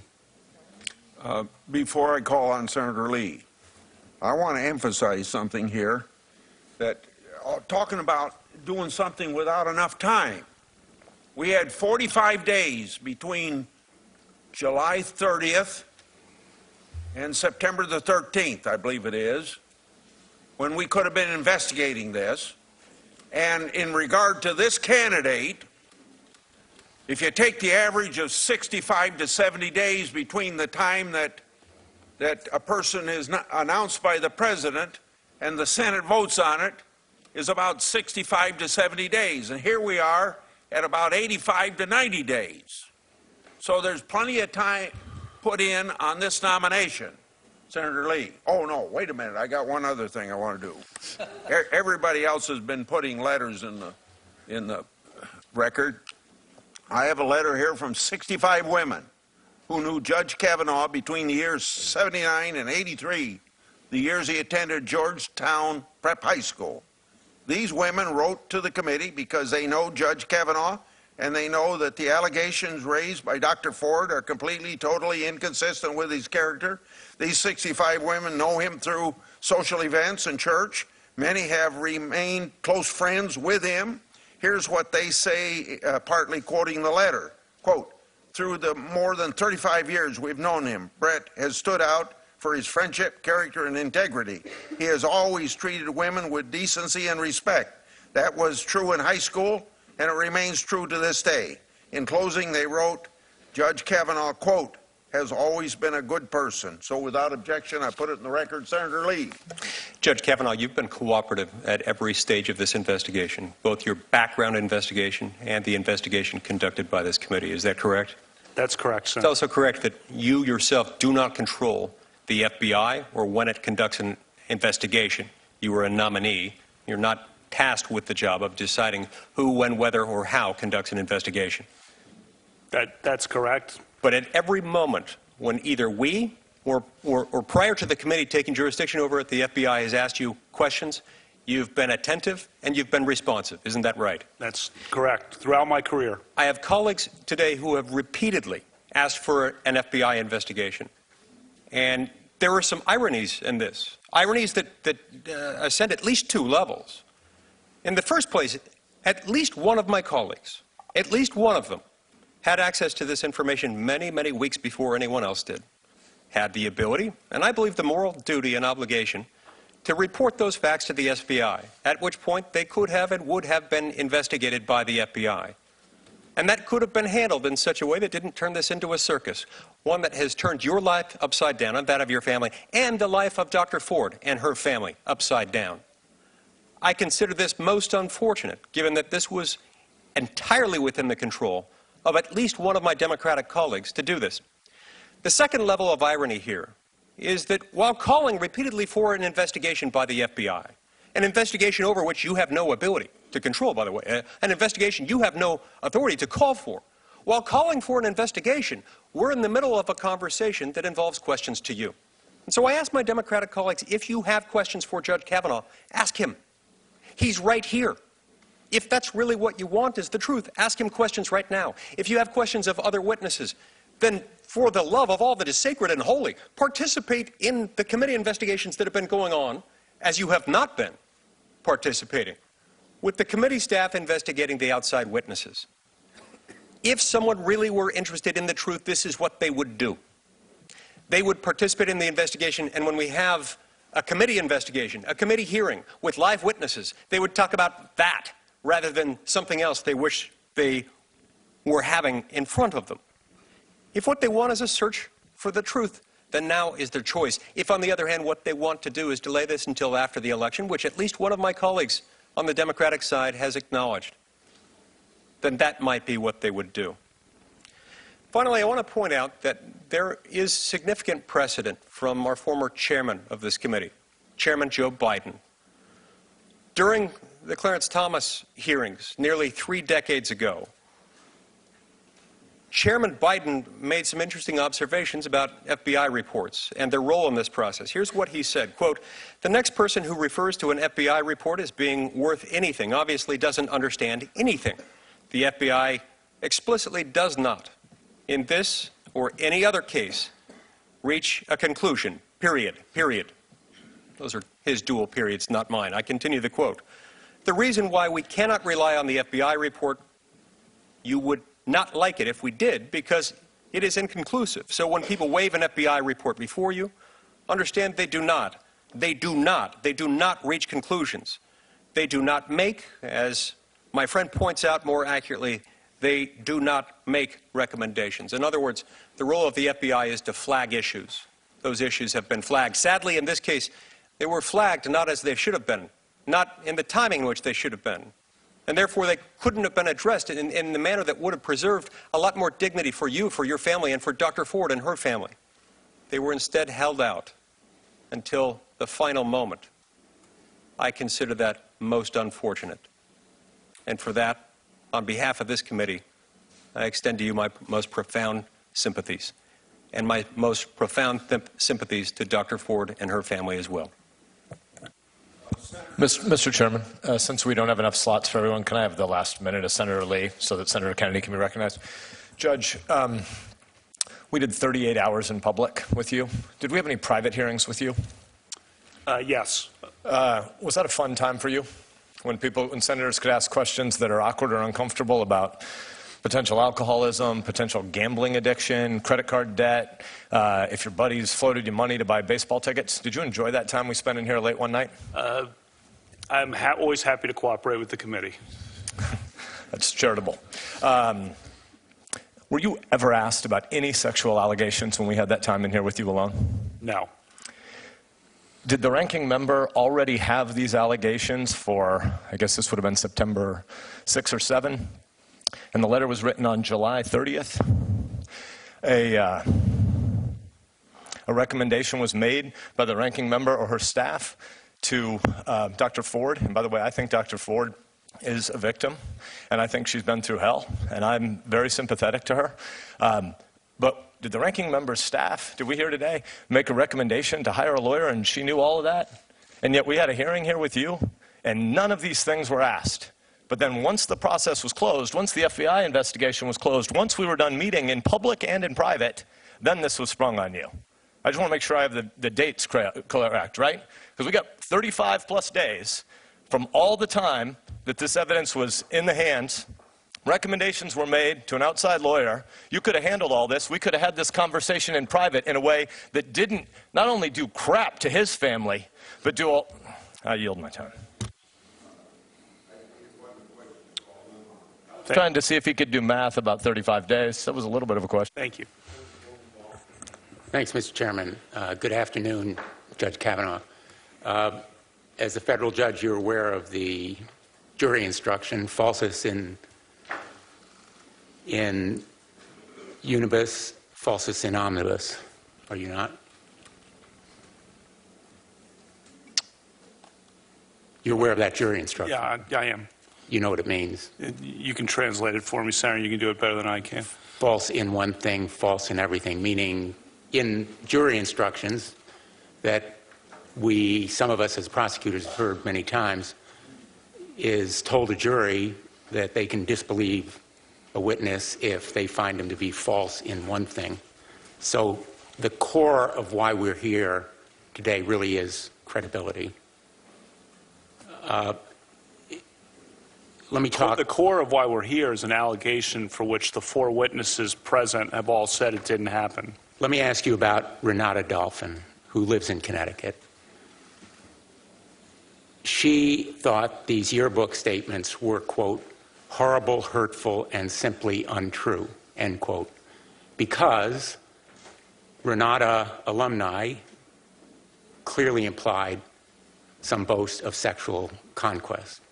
And that's the reason that you apologized to her, correct? That's false, speaking about the yearbook, and she said she and I never had any sexual interaction. So your question is false, and I've addressed that in the opening statement, and so your question is based on a false premise and really does great harm to her. I don't know why you're bringing this up, frankly. Doing great harm to her by even bringing her name up here is really unfortunate. Well, calling someone an alumnus in that way, well, implying what you're implying about by a number of your football friends at the time as boasting of sexual conquest. That's the reason that I'm bringing it up. And yeah, no, it's false. You're implying that. Look what you're bringing up right now about her. Look what you're doing. Mr. Chairman, I ask that these interruptions not be subtracted from my time. Yeah, ask your question and then She's a great person. She's always been a great person. We never had any sexual interaction. By bringing this up, you're just dragging her through the mud. It's just unnecessary. Thank you, Mr. Chairman. You've made reference, Judge, to a sworn statement, I believe, by Mark Judge to the committee. Is that correct? I made reference to what Mark Judge's lawyer sent to the committee? Yeah, it's not a sworn statement, is it? Under penalty of felony? Well, it's a statement signed by his lawyer, Barbara Van Gelder. It is 6 cursory and conclusory sentences. Are you saying that that is a substitute for an investigation by the FBI? Or some interview by the FBI under oath?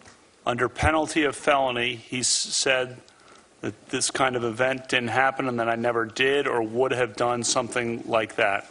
As a federal judge, you always want the best evidence, don't you? Senator, he has said, and all the witnesses present, look at Ms. Kaiser's statement. She's Dr. Let me move on to another topic. You've testified to this committee this morning, this afternoon, quote, "This whole 2-week effort has been a calculated and orchestrated political hit, fueled with apparent pent-up anger about President Trump and the 2016 election, fear that has been unfairly stoked about my judicial record, revenge on behalf of the Clintons, and millions of dollars in money from outside left-wing opposition groups."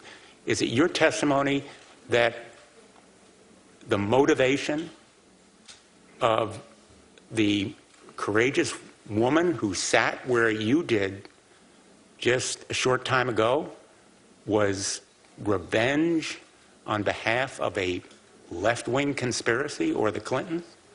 Senator, I said in my opening statement that she preferred confidentiality, and her confidentiality was destroyed by the actions of this committee.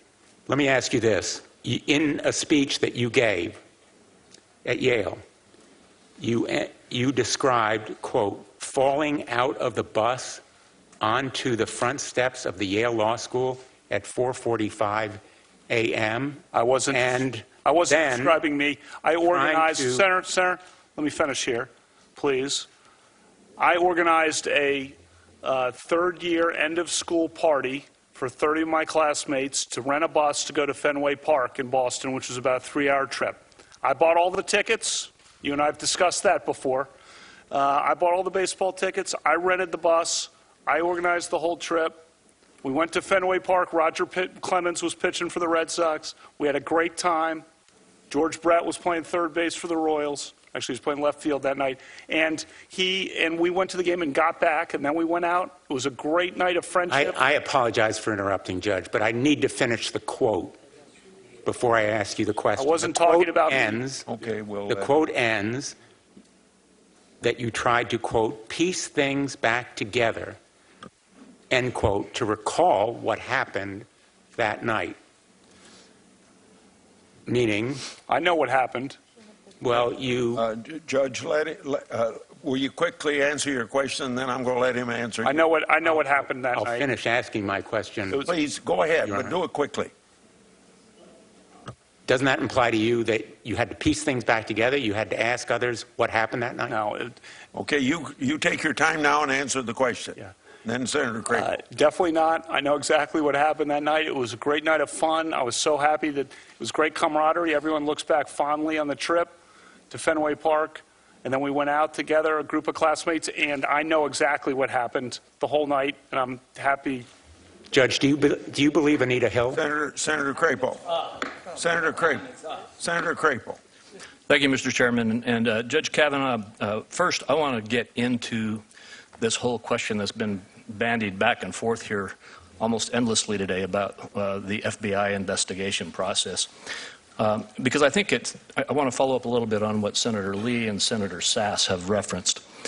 There's been a lot of talk here about we need an FBI investigation. In these processes, which you've been through a number of times now when the FBI does a background check with regard to a nomination, could you quickly describe that for us? What does the FBI do? The FBI gathers statements from people who have information. They don't resolve credibility. They gather the information, and the credibility determination is made by the ultimate fact finder, which in this case is the United States Senate.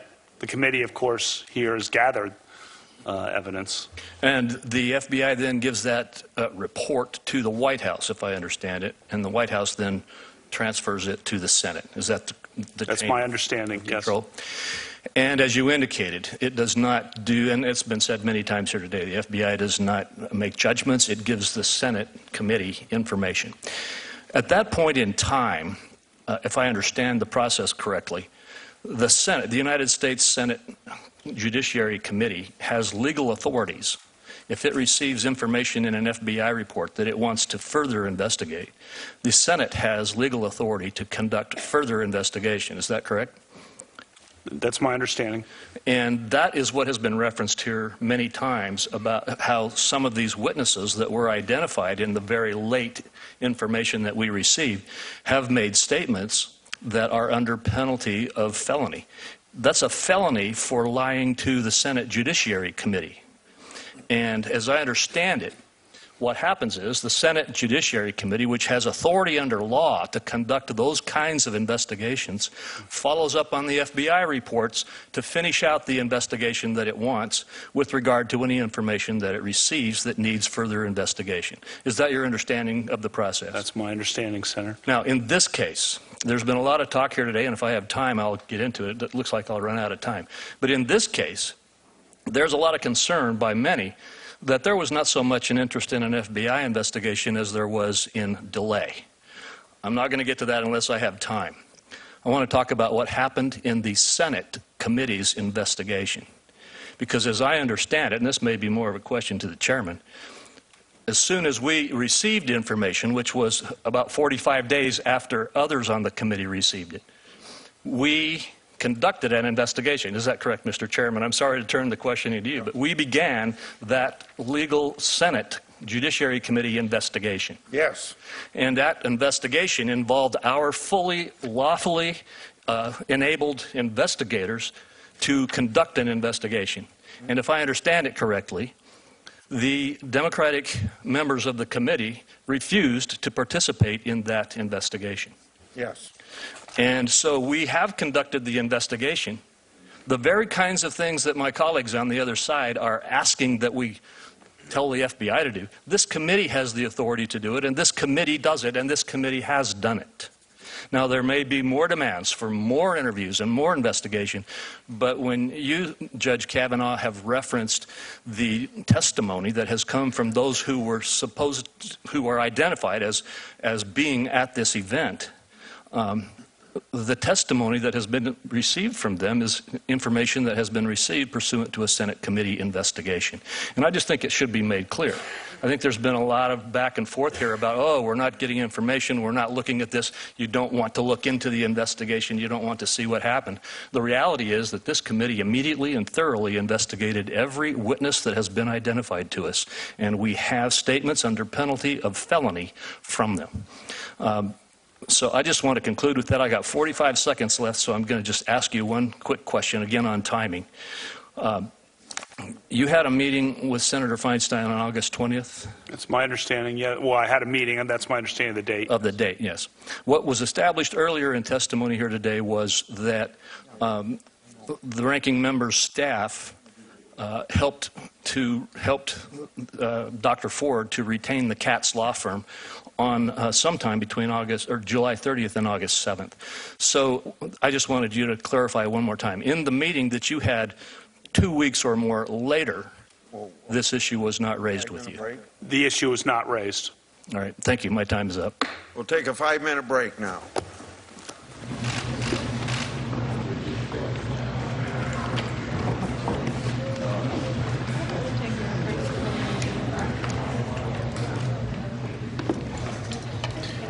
Okay, 5-minute break in the Kavanaugh hearings right now, and we still have ways to go as we are getting closer to the end of this extraordinary day in Washington as the questions continue from both Republican and Democratic senators.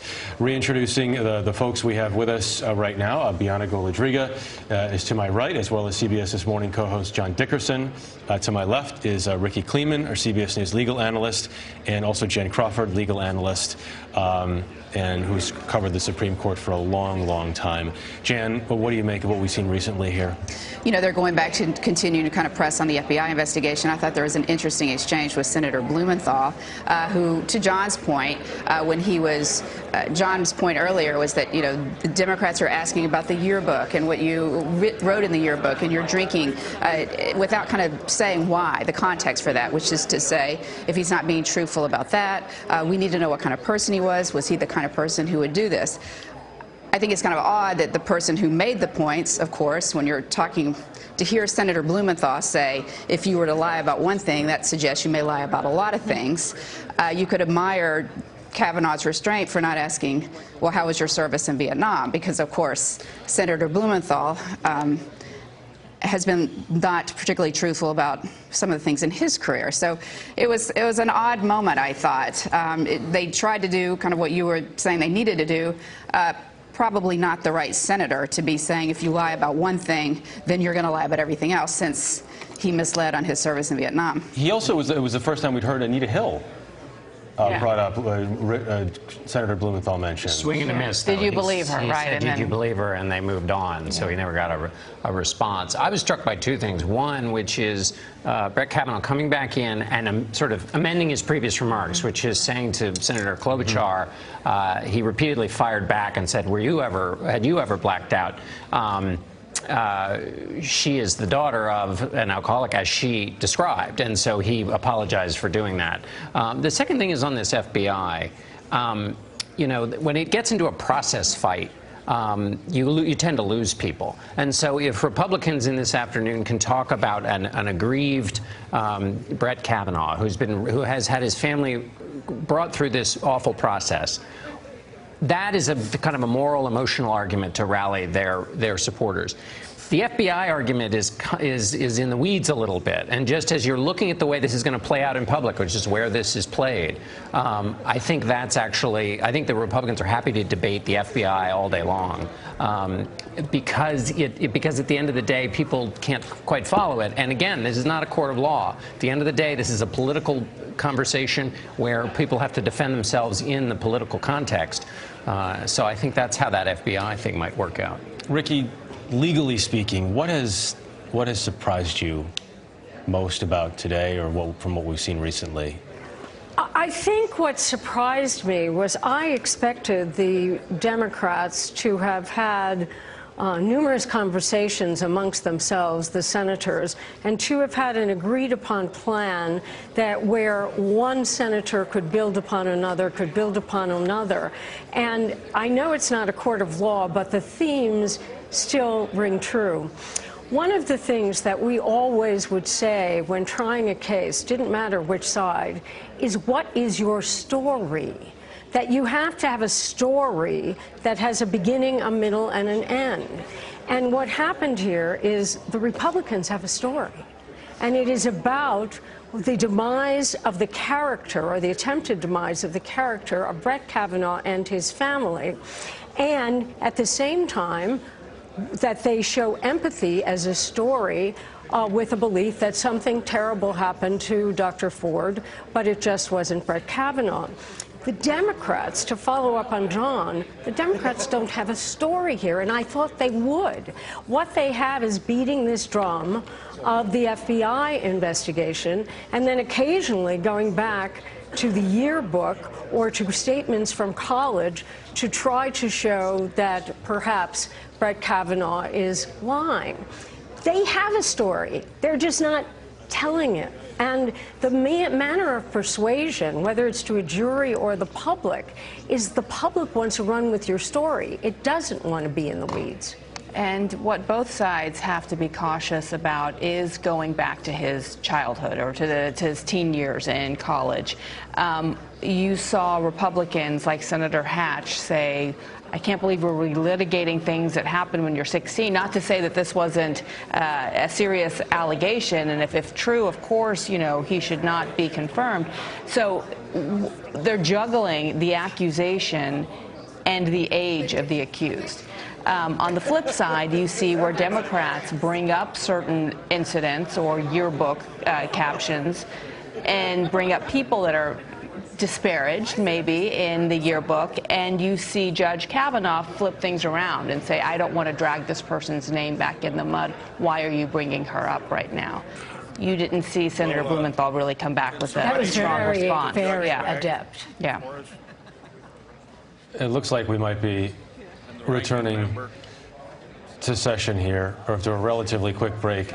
John, go ahead. Well, I was just going to say, on the FBI matter, the Republicans are framing it as delay by the Democrats. The Democrats would argue there are legitimate issues here to figure out whether Dr. Ford was right about this encounter at the Safeway that would put a timeline on what's going on. I mean, there is the political argument Republicans are making. The substantive argument Democrats would respond to say is there are some open questions here beyond merely the testimony that could be wrestled to the ground by a neutral investigative process that would help us determine a couple of these gaps in the story and give us a better fact pattern upon which to base at least our vote or further inquiry. I want to go to Ed O'Keefe. Ed, if I interrupt you mid-sentence, I apologize if we see Brett Kavanaugh sitting back down again to start taking questions. But Ed, can you give me a quick sense? All right. Ed, we will return to that subject, I promise. Brett Kavanaugh sitting back down, the hearing resumes.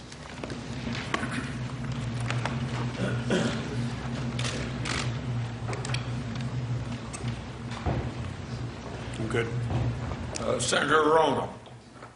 Thank you, Mr. Chairman. Judge Kavanaugh, my colleagues on the other side are accusing the Democrats of some sort of political conspiracy, but that's because they want us to distract. They want to distract us from what happened here this morning. And what happened here this morning was that we heard from Dr. Christine Ford, who spoke to us with quiet, raw, emotional power about what happened to her. She said she was 100% certain that it was you who attacked her.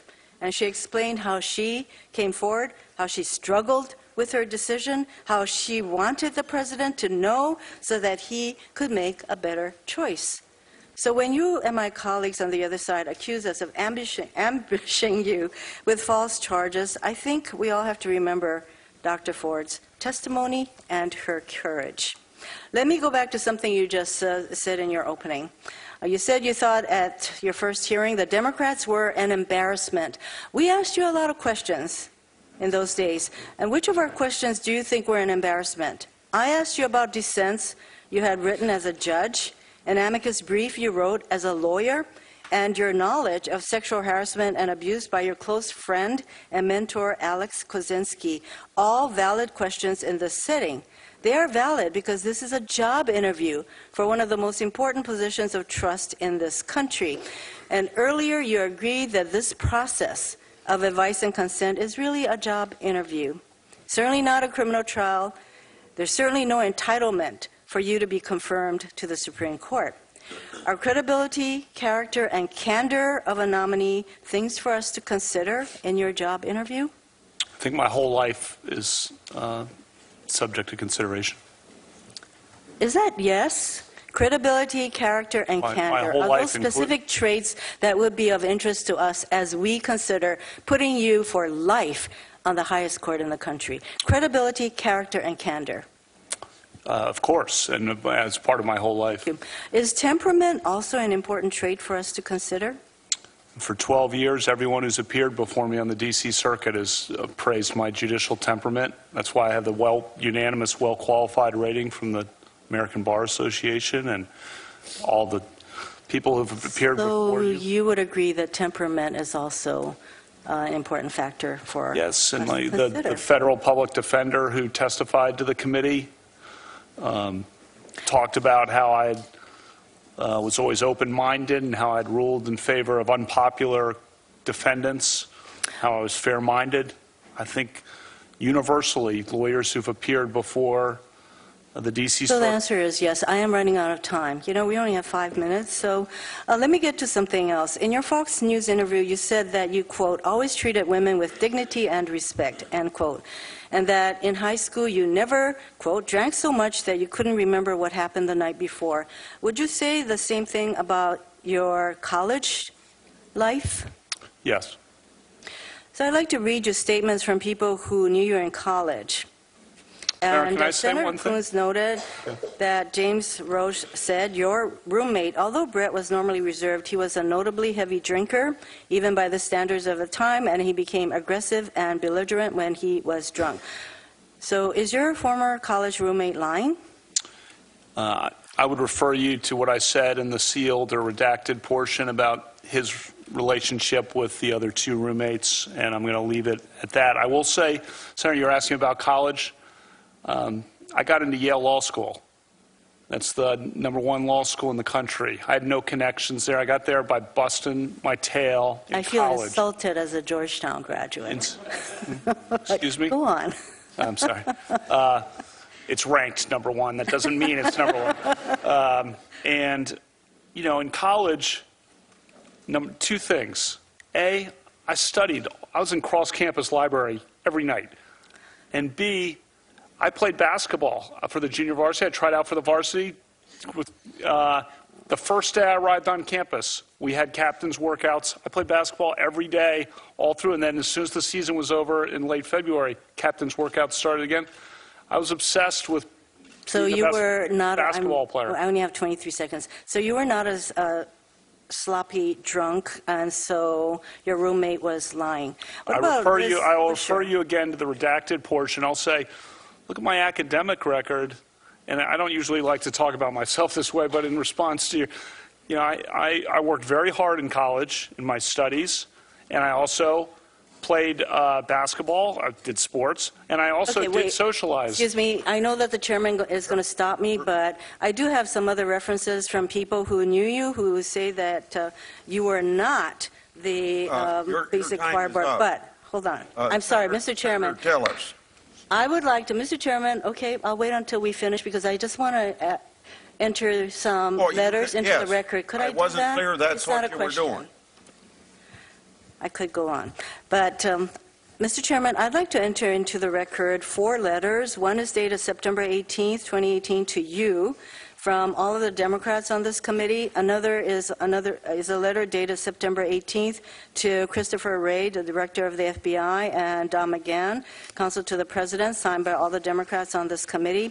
A September 21st letter signed by Chuck Schumer and Dianne Feinstein to the president, and a September 26th letter signed by all the Democrats on this committee, all requesting an FBI investigation, because you did say all we have to do is ask, and the implication being that if we ask, an investigation will happen, and it certainly has not happened. Thank you, Mr. Without Chairman. objection, that will be included. Senator, tell us.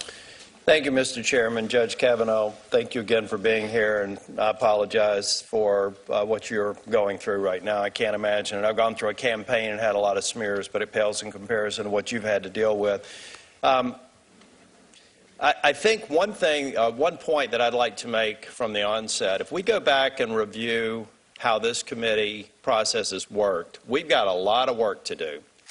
We've had members take it on themselves to release committee confidential documents instead of respecting the process. We've had an allegation held for nearly 7 weeks that would have given us plenty of time to investigate. And then when we finally got the information, I invite everybody, particularly the American public, there is an investigation going on. And a lot of it's been documented. There's a chronology on the website that says that each and every time an allegation was made, the staff followed up on it.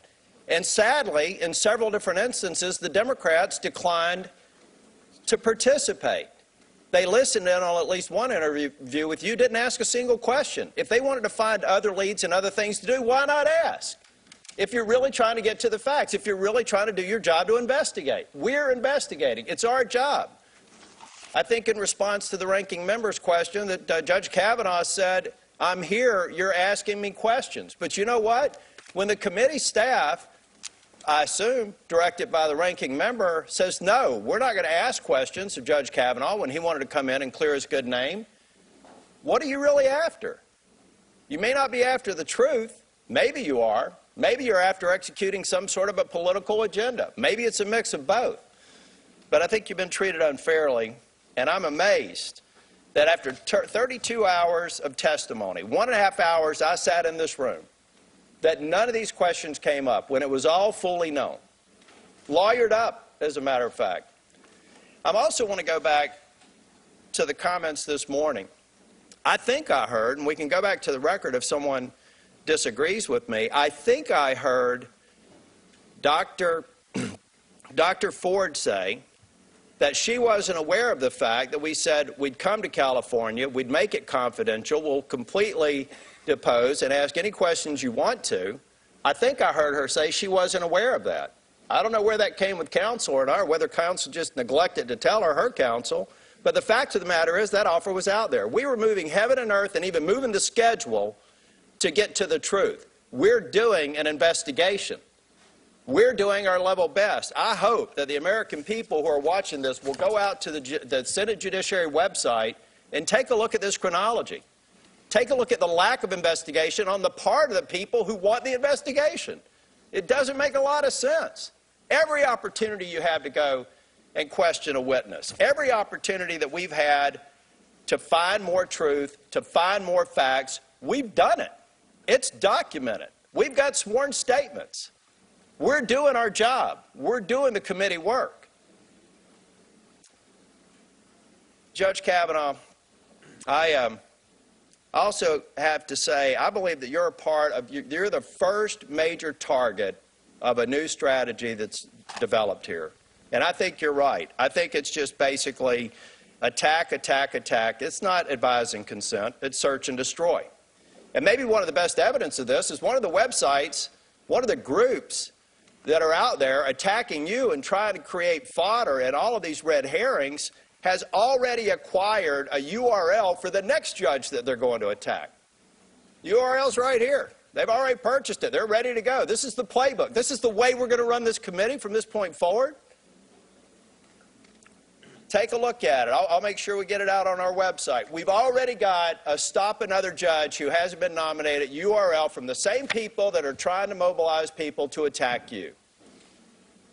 There are some people here who may sincerely have concerns. I would tell you to pound the table with your ranking member and the leadership on your side to say, why didn't we ask questions? Why did we listen in and defer? Why didn't we do our part of the investigation while this leader did everything he could to accommodate Dr. Ford and to run down every single lead that's been presented to us? Weeks after it was known to the minority. I look forward to supporting your confirmation. I believe that you're going to be on the bench. You know, as Senator Cornyn said, these are allegations that can be pursued through the courts if they actually rise to a level to where they can be prosecuted. And everybody on the other side of this dais knows that that's not going to happen. Senator Booker. Judge Kavanaugh, you drank on weekdays as well in high school, not just weekends. Is that correct? Weekdays? Yes, sir. I'd say that's rare. Are you talking about during the school year? I'm talking about the calendars that you provided during these dates. Oh, that's in the summer after a football workout when we went over to... You drank on weekdays, yes or no, sir? In the summer, when we went over to Timmy's house on July 1st, that would indicate yes. Yes, in other words, that July 1st reference to skis, went over for skis, that's brewskis, correct? And after Tobin... Sir, I just need a yes or no. That brewskis, right? Well, I need to explain in context. You just said, sir, that you drank on weekdays. That's all I was looking for. Well, no, if I may ask the next question, sir. You said clearly on the record, I just want you to restate it, that you never in your life, after drinking heavily to the point of throwing up, and again, you said you had a weak stomach, you said you never had gaps in memories, never had any losses whatsoever, never had foggy recollection about what happened. Is that correct, sir? Yes or no? That's what I said. Okay. Sir, you also said that this past 2 weeks has been a 2-week effort calculated and orchestrated as a political hit. Are you saying that Dr. Ford's efforts to come forward, to prepare for the very difficult testimony she gave today, to travel to Washington, D.C. and tell us about her experience, have all been part of an orchestrated political hit? And are you basically calling her some kind of political operative? I've said my family has no ill will toward Dr. Ford.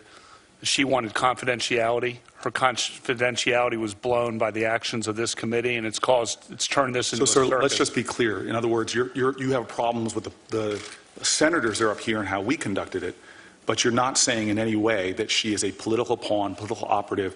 You have sympathy for her. She is talking about a sexual assault. Is that correct? I said all allegations should be taken seriously. Should listen to both sides. My family has no ill will toward her. Thank you, sir. Do you wish that she never came forward? Senator, I did not do this. The witness. That's not my question, sir. Could you try to answer my question, sir? Do you wish she never came forward? The witnesses who were there say it didn't happen. Okay, sir. Do you wish she just remained silent then?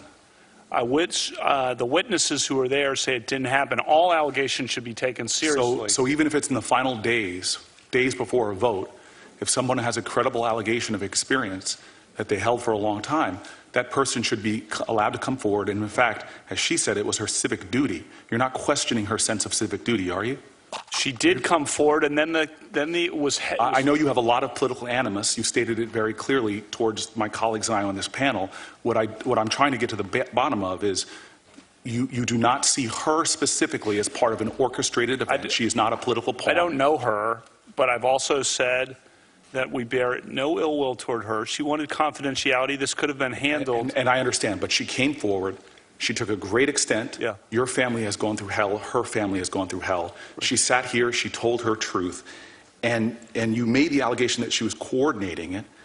I do not think she was coordinating with the therapist. I did not say that. That's a. You said this, I'm sorry. So you said that others were making a coordinated attack. Coordinated by. Forgive me. You were talking about us, not her. So she was not. She was not doing this for political efforts in 2012 when she talked to her therapist about this attack. She was not coordinating about this painful experience when she made revelations to her husband. She did not coordinate in 2013, 16, 2017, before you even nominated, when she revealed that it was you with 3 different people that had sexually assaulted her. That wasn't coordination. And Liz, all the witnesses who were there say it didn't happen. Ms. Kaiser's her longtime friend, said she never saw me at a party with or without Dr. And Ms. Kaiser has said clearly, and I'll quote what she said. She said she does not remember that in question. That supports what you said. But she also says that she believes Dr. Ford. And so my colleague Lindsey Graham, who I respect and have admiration to and has been a partner of mine, he said voting no would be legitimizing the most despicable thing in American politics. Do you think that people who believe Dr. Ford are legitimizing despicable things? Those of us who think she's a credible witness, the allegations against her are credible, do you think that somehow we are engaging in something that's despicable? Senator, I say listen to both sides before you make a bottom line conclusion, and look at the. That is fair. I have 10 seconds left, sir. You can answer after I finish. You have 10 seconds left. That is fair. Listen to both sides. This is not about one side being despicable, the other side not. Listen to both sides. She was a credible. I'm going to finish my question. You can answer. She gave credible, meaningful testimony. A woman who had the courage to come forward and tell her truth, sir. And that's what I'm just asking you to say. She is not a political pawn. She is not orchestrating. She is not part of the Clintons' efforts to get some kind of revenge. She is a woman who came here with corroborating evidence to tell her truth. Is that a question? No, sir. It was a final statement. Senator Cruz. Just on one thing, Mr. Chairman, the evidence is not corroborated at the time. The witnesses who were there say it didn't happen. Okay. Senator Cruz. Thank you, Mr. Chairman. Judge Kavanaugh, you and your family have been treated incredibly poorly by Senate Democrats and by the media. And let me say also, I think Dr. Ford and her family have been treated incredibly poorly by Senate Democrats and the media. You have both seen your good names dragged through the mud. And this has been, sadly, one of the most shameful chapters in the history of the United States Senate. Let me say to you and your family, thank you for a lifetime of public service. I will say, watching your mother's pained face has been heart-wrenching as she's seen her son's character dragged through the mud after not only your lifetime of public service, but her lifetime of public service as well. And I know as a father, there's been nothing more painful to you than talking to your daughters and explaining these attacks that the media is airing. I also believe, though, that the American people are a fair-minded people, that the American people can set aside the partisan warfare of Washington and look to substance and facts. And that is the charge of this committee. Now, there have been 3 different sets of allegations that have dominated the media.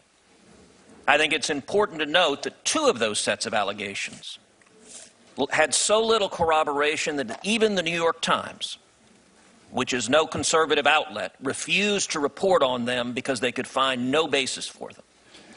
And it was striking in this entire hearing that not a single Democrat in this committee asked about 2 sets of those allegations. Ms. Ramirez's allegations and the allegations of the client of Mr. Abinetti.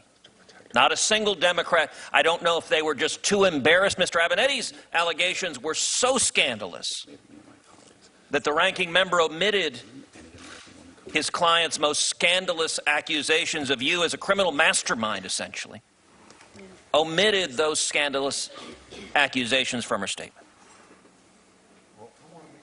This hearing has focused, rightly so, on the allegations Dr. Ford presented.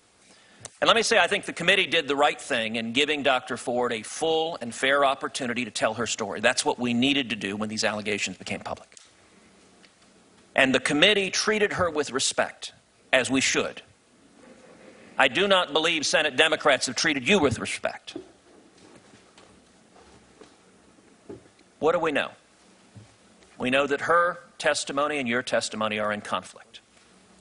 A fair-minded assessor of facts would then look to what else do we know when you have conflicting testimony? Well, we know that Dr. Ford identified 3 fact witnesses who she said observed what occurred. All 3 of those fact witnesses have stated on the record under penalty of perjury that they do not recall what she is alleging happening. They have not only not corroborated her charges, they have explicitly refuted her charges. That's significant to a fair-minded fact finder. In addition, you've walked through before this committee your calendars from the time. Now, I will say you were a much more organized teenager than I was, and than many of us were. But it was a compelling recitation of night by night by night where you were in the summer of 1982. That is yet another contemporaneous piece of fact to assess what happened. And we also know that the Democrats on this committee engaged in a profoundly unfair process. The ranking member had these allegations on July 30th. And for 60 days, that was 60 days ago, the ranking member did not refer it to the FBI for an investigation. The ranking member did not refer it to the full committee for an investigation. The ranking member, this committee could have investigated those claims in a confidential way that respected Dr. Ford's privacy. And some of the most significant testimony we heard this morning is Dr. Ford told this committee that the only people to whom she gave her letter were her attorneys, the ranking member, and her member of Congress. And she stated that she and her attorneys did not release the letter, which means the only people that could have released that letter were either the ranking member and her staff or the Democratic member of Congress, because Dr. Ford told this committee those are the only people who had it. That is not a fair process. And we should look to the facts, not anonymous innuendo and slander. Mr. Chairman, I ask for a point of personal privilege to respond. Proceed. Mr. Chairman, let me be clear. I did not hide Dr. Ford's allegations. I did not leak her story. She asked me to hold it confidential, and I kept it confidential as she asked. She apparently was stalked by the press, felt that what happened, she was forced to come forward, and her greatest fear was realized. She's been harassed, she's had death threats, and she's had to flee her home. In addition, the investigation that the Republican majority is heralding is really nothing that I know about other than a partisan practice. Normally, all the witnesses would be interviewed. However, that's not happened. While the majority has reached out to several people, they did not notify me or my staff that they were doing this. And so to argue that we would not participate but not tell us what they were up to is somewhat disingenuous.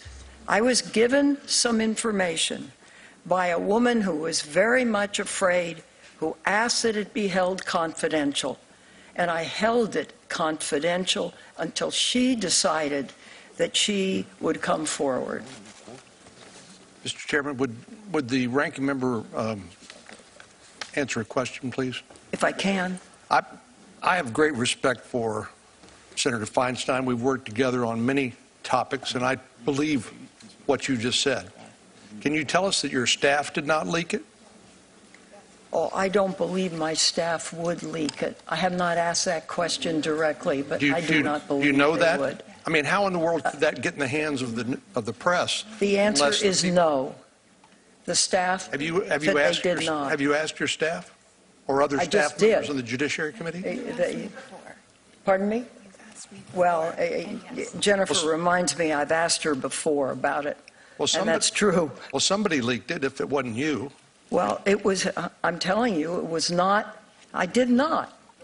I mean, I was asked to keep it confidential, and I'm criticized for that, too. Mr. Chairman, could I ask the chairman a question, which is, does the committee have a process if there is an allegation against any nominee to assess that allegation in a confidential forum rather than in the public, since Dr. Ford requested that it be kept confidential? Is there a process for the committee for considering confidential allegations? And the answer is yes, and I sent Senator Tillis pointed out the document that I put out to show of all the things that we've done along the lines of your question. And Mr. Chairman, what would you have done if on July 30th the ranking member had raised this allegation with you? As the chairman of this committee, how would you have handled it? We would have done like we have done with every background, or let's say FBI report that comes from the White House with a nominee, and then subsequent to that, because maybe the FBI got done with it 3 months ago, we go through the FBI or information comes to us, then we have our investigators in a bipartisan way, both Republicans and Democrats, follow up on whatever those questions are or those problems that have to be worked out. So bipartisan investigators could have investigated this 2 months ago, and it could have been heard in a confidential setting without Dr. Ford's name or Judge Kavanaugh's name being dragged through the body. Is that correct? And except for 1 or 2 conversations that we had with the judge through our investigators, Democrats didn't participate except in those 2, but in those 2 or 1 or 2, they didn't ask any questions. Thank you, Mr. Chairman. I want to... Mr. Chairman? Yes, go ahead. May I respond? It's my understanding that her story was leaked before the letter became public, and she testified that she had spoken to her friends about it, and it's most likely that that's how the story leaked, and that she had been asked by press, but it did not leak from us. I assure you of that. Well, Mr. Chairman, I'm a little confused. I thought only the member of the House and Senator Feinstein and her lawyers had the letter, so her friends she might have talked to about it couldn't leak the letter if they just had a verbal conversation, unless she gave them a copy of the letter. Senator, I don't think the letter was ever leaked. Well, how did the press know to contact her about her complaint? She testified here this morning that she had talked to friends about it. They had the letter. And that press had talked to her. The letter was leaked. Senator, our judge, since there was reference to the problems, the legitimate problems, and the change of lifestyle that Dr. Ford had, if you want some time to say the impact on your family, I'd be glad to hear you. If you don't want to talk about it, that's okay. I've talked about that, Mr. Okay. Then Senator Harris. Thank you. Judge Kavanaugh, have you taken a professionally administered polygraph test as it relates to this issue? No, I'll do whatever the committee wants. Of course, those are not admissible in federal court, but I'll do whatever the committee wants. They're not admissible in federal court because they're not reliable, as you know. So you've not taken one? Right. All 3 of the women who have made sworn allegations against you have called for an independent FBI investigation into the claims. You've been asked during the course of this hearing by 4 different members, by my count, at least 8 times today, and also earlier this week on national television, whether you would call for the White House to authorize an FBI investigation. Each time you have declined to do so.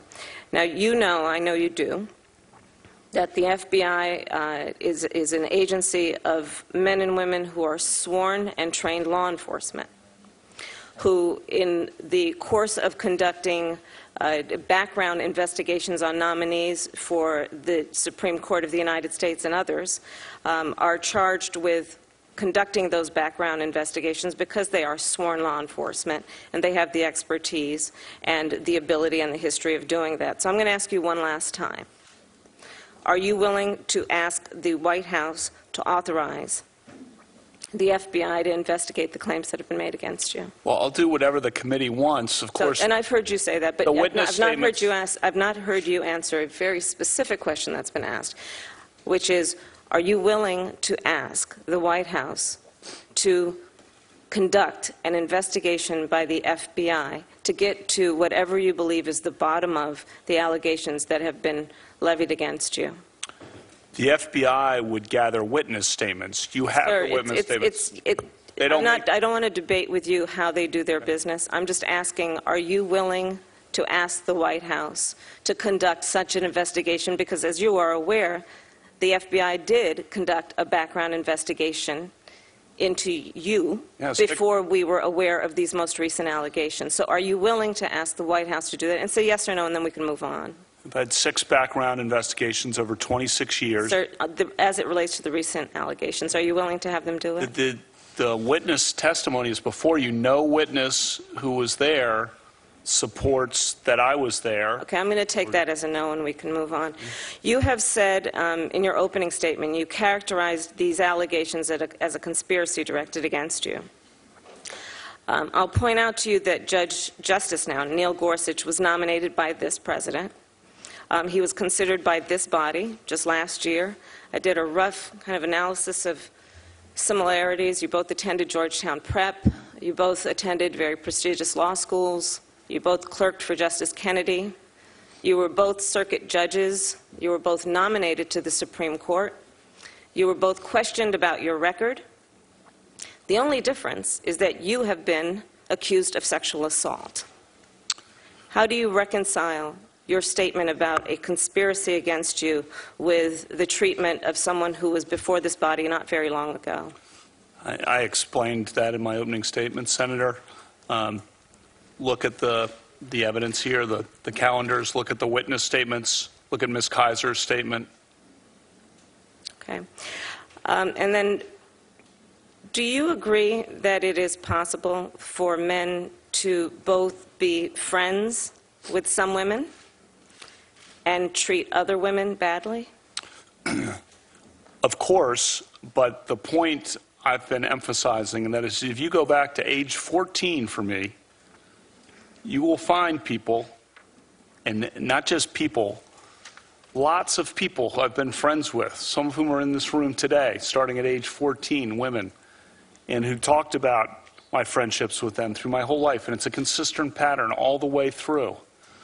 65 women who knew me more than 35 years ago signed a letter to support me after the allegation was made because they know me and they were with me and we grew up together. We talked on the phone together and we went to events together. That is who I am. What they've said, what the people who worked with me in the Bush White House, the women there. Look at what Sarah Day said in centralmaine.com. Look at what the law clerks. I have sent more women law clerks to the Supreme Court than any other federal judge in the country. I only have a few seconds left, and I'll just ask you a direct question. Did you watch Dr. Ford's testimony? I did not. I planned to. I planned to, but I did not. I was preparing mine. Our last 5 minutes will be Senator Flake, 1 minute, and Senator Kennedy, 4 minutes. Thank you, Mr. Chairman. When Dr. Ford came forward with her account, I immediately said that she should be heard and asked the chairman to delay the vote that we had scheduled. And the chairman did, and I appreciate that. And she came at great difficulty for her and offered compelling testimony. You have come and done the same. I am sorry for what's happened to you and your family, as I'm sorry for what has happened to hers. And this is not a good process, but it's all we've got. And I would just urge my colleagues to recognize that in the end, we are 21 very imperfect senators trying to do our best to provide advice and consent. And in the end, there is likely to be as much doubt as certainty going out of this room today. And that as we make decisions going forward, I hope that people will recognize that. And in the rhetoric that we use and the language that we use going forward, that we'll recognize that there is doubt. We'll never move beyond that. and just have a little humility on that front. So thank you. Thank you, Senator Flake. Now, Senator Kennedy. Senator Kennedy.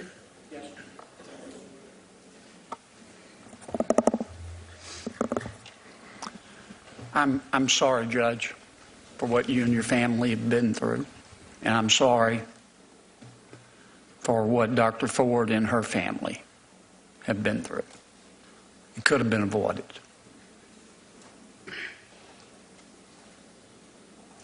Do you believe in God? I do. I'm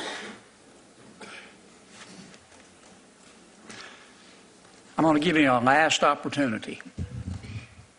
We're right here, right in front of God and country. I want you to look me in the eye. Are Dr. Ford's allegations true? They're not accurate as to me. I have not questioned that she might have been sexually assaulted at some point in her life by someone, someplace. But as to me, I've never done this. Never done this to her or to anyone else. And I've talked to you about what I was doing that summer of 1982, but I'm telling you, I've never done this to anyone, including her. Are Ms. Ramirez's allegations about you true? Those are not. None of the witnesses in the room support that. If that had happened, that would have been the talk of campus in our freshman dorm. The New York Times reported that as recently as last week, she was calling other classmates seeking to, well, I'm not going to characterize it, but calling classmates last week and just seemed very, I'll just stop there. But it's not true. It's not true. Are Ms. Swetnick's allegations made by Mr. Avenatti about you true? Those are not true. Never met her. Don't know who she is. There's a letter released within 2 hours of that breaking yesterday from, I think, 60 people who knew me in high school, men and women, who said it was, their words, nonsense, totally, the whole thing, that's totally ridiculous. None of these allegations are true? Correct. No doubt in your mind? Zero. I'm 100% certain. Not even a scintilla? Not a scintilla. 100% certain, Senator. You swear to God? I swear to God. That's all I have, Judge. Judge Kavanaugh, thank you very much. Hearing adjourned.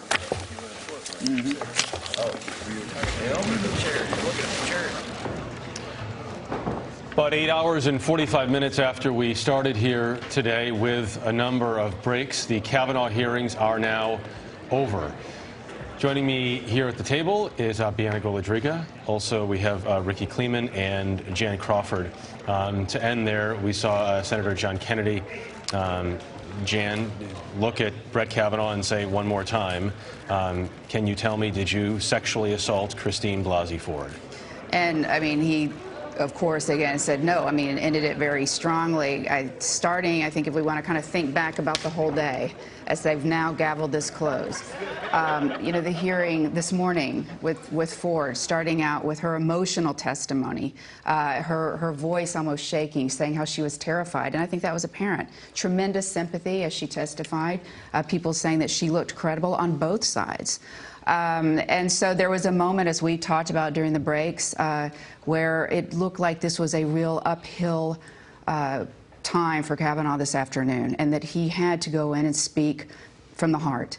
And so I thought when Kavanaugh began to give his opening statement, when he walked in the room, he looked angry.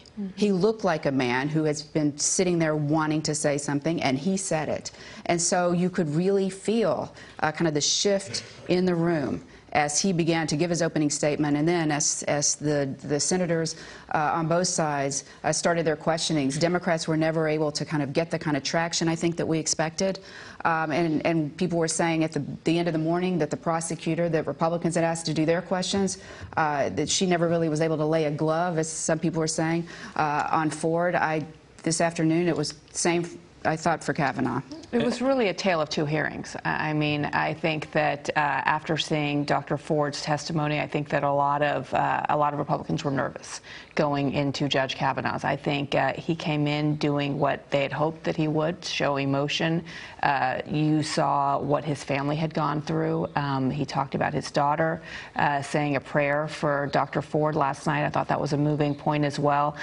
You did see some pushback and some frustration and a bit of anger when his youth came up and his drinking days, and even whether or not he would be willing for the FBI to come in for an investigation. You really saw politicization of the FBI, and that seemed to be a key pivotal player here. That was the point that some Democratic senators kept returning to, was, asking him whether or not he would endorse an FBI investigation, and he never really bid on that, Ricky. No, he did not. And he also was not going to get involved in any of their questions or directives to ask the president, to talk to Don McGahn. I mean, he was not going to get involved in anything that was going to prolong his confirmation process. My apologies for the interruption here, Ricky. I want to listen to John Cornyn. He just walked out. And I think it's time to vote. The longer that the nomination remains open, we know that more and more of these scurrilous,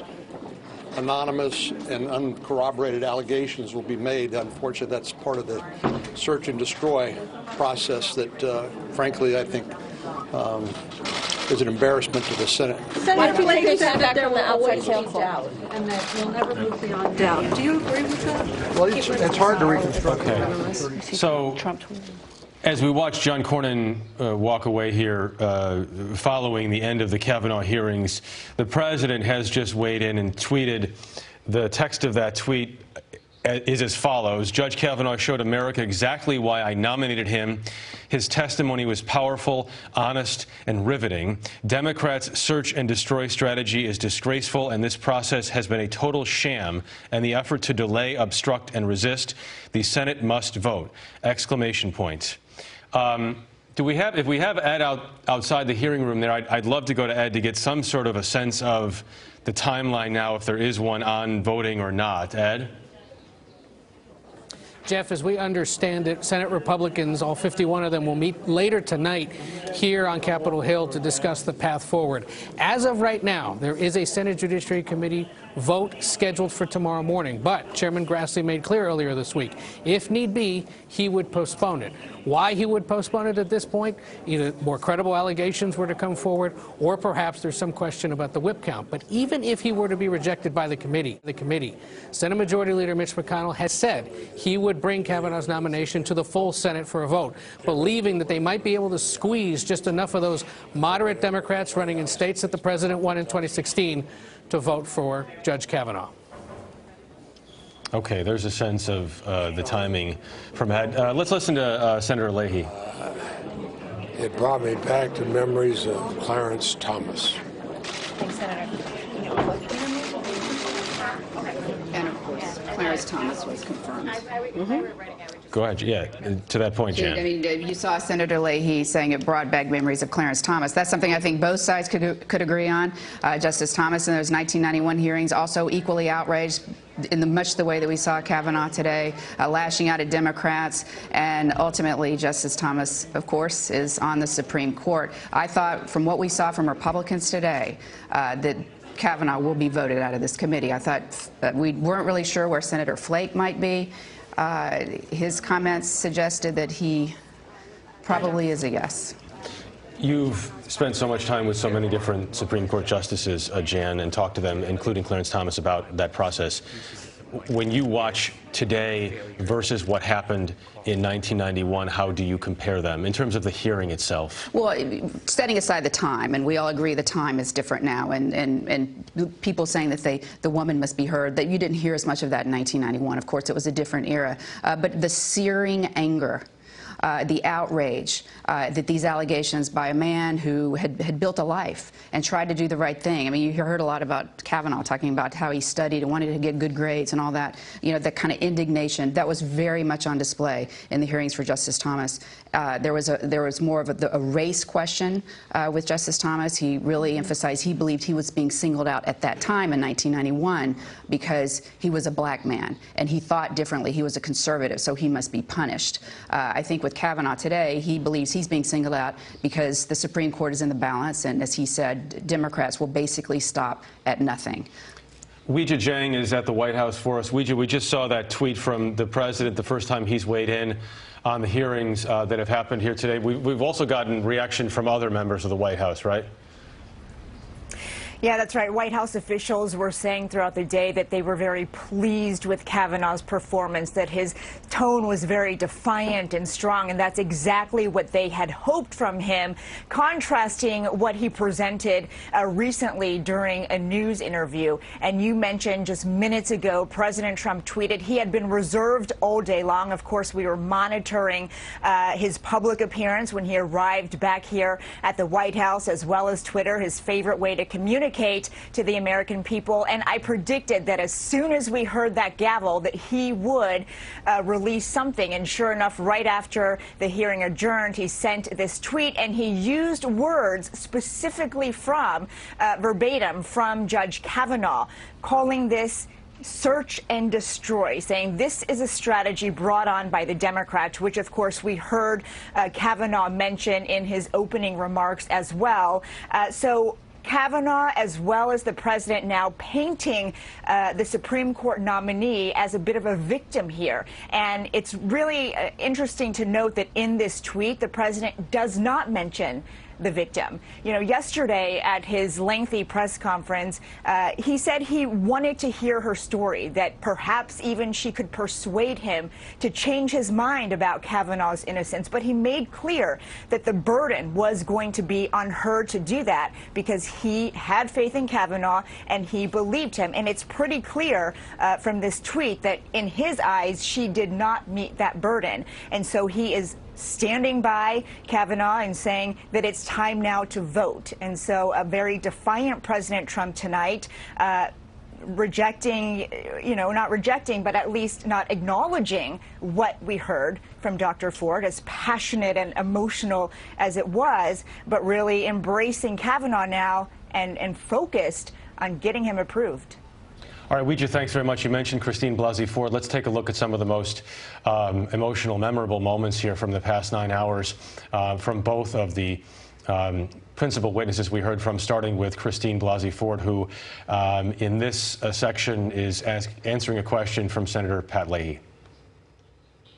What is the strongest memory you have? The strongest memory of the incident, something that you cannot forget. Take whatever time you need. Indelible in the hippocampus is the laughter, the uproarious laughter between the two, and they're having fun at my expense. The other night, Ashley and my daughter Liza said their prayers, and little Liza, all of 10 years old,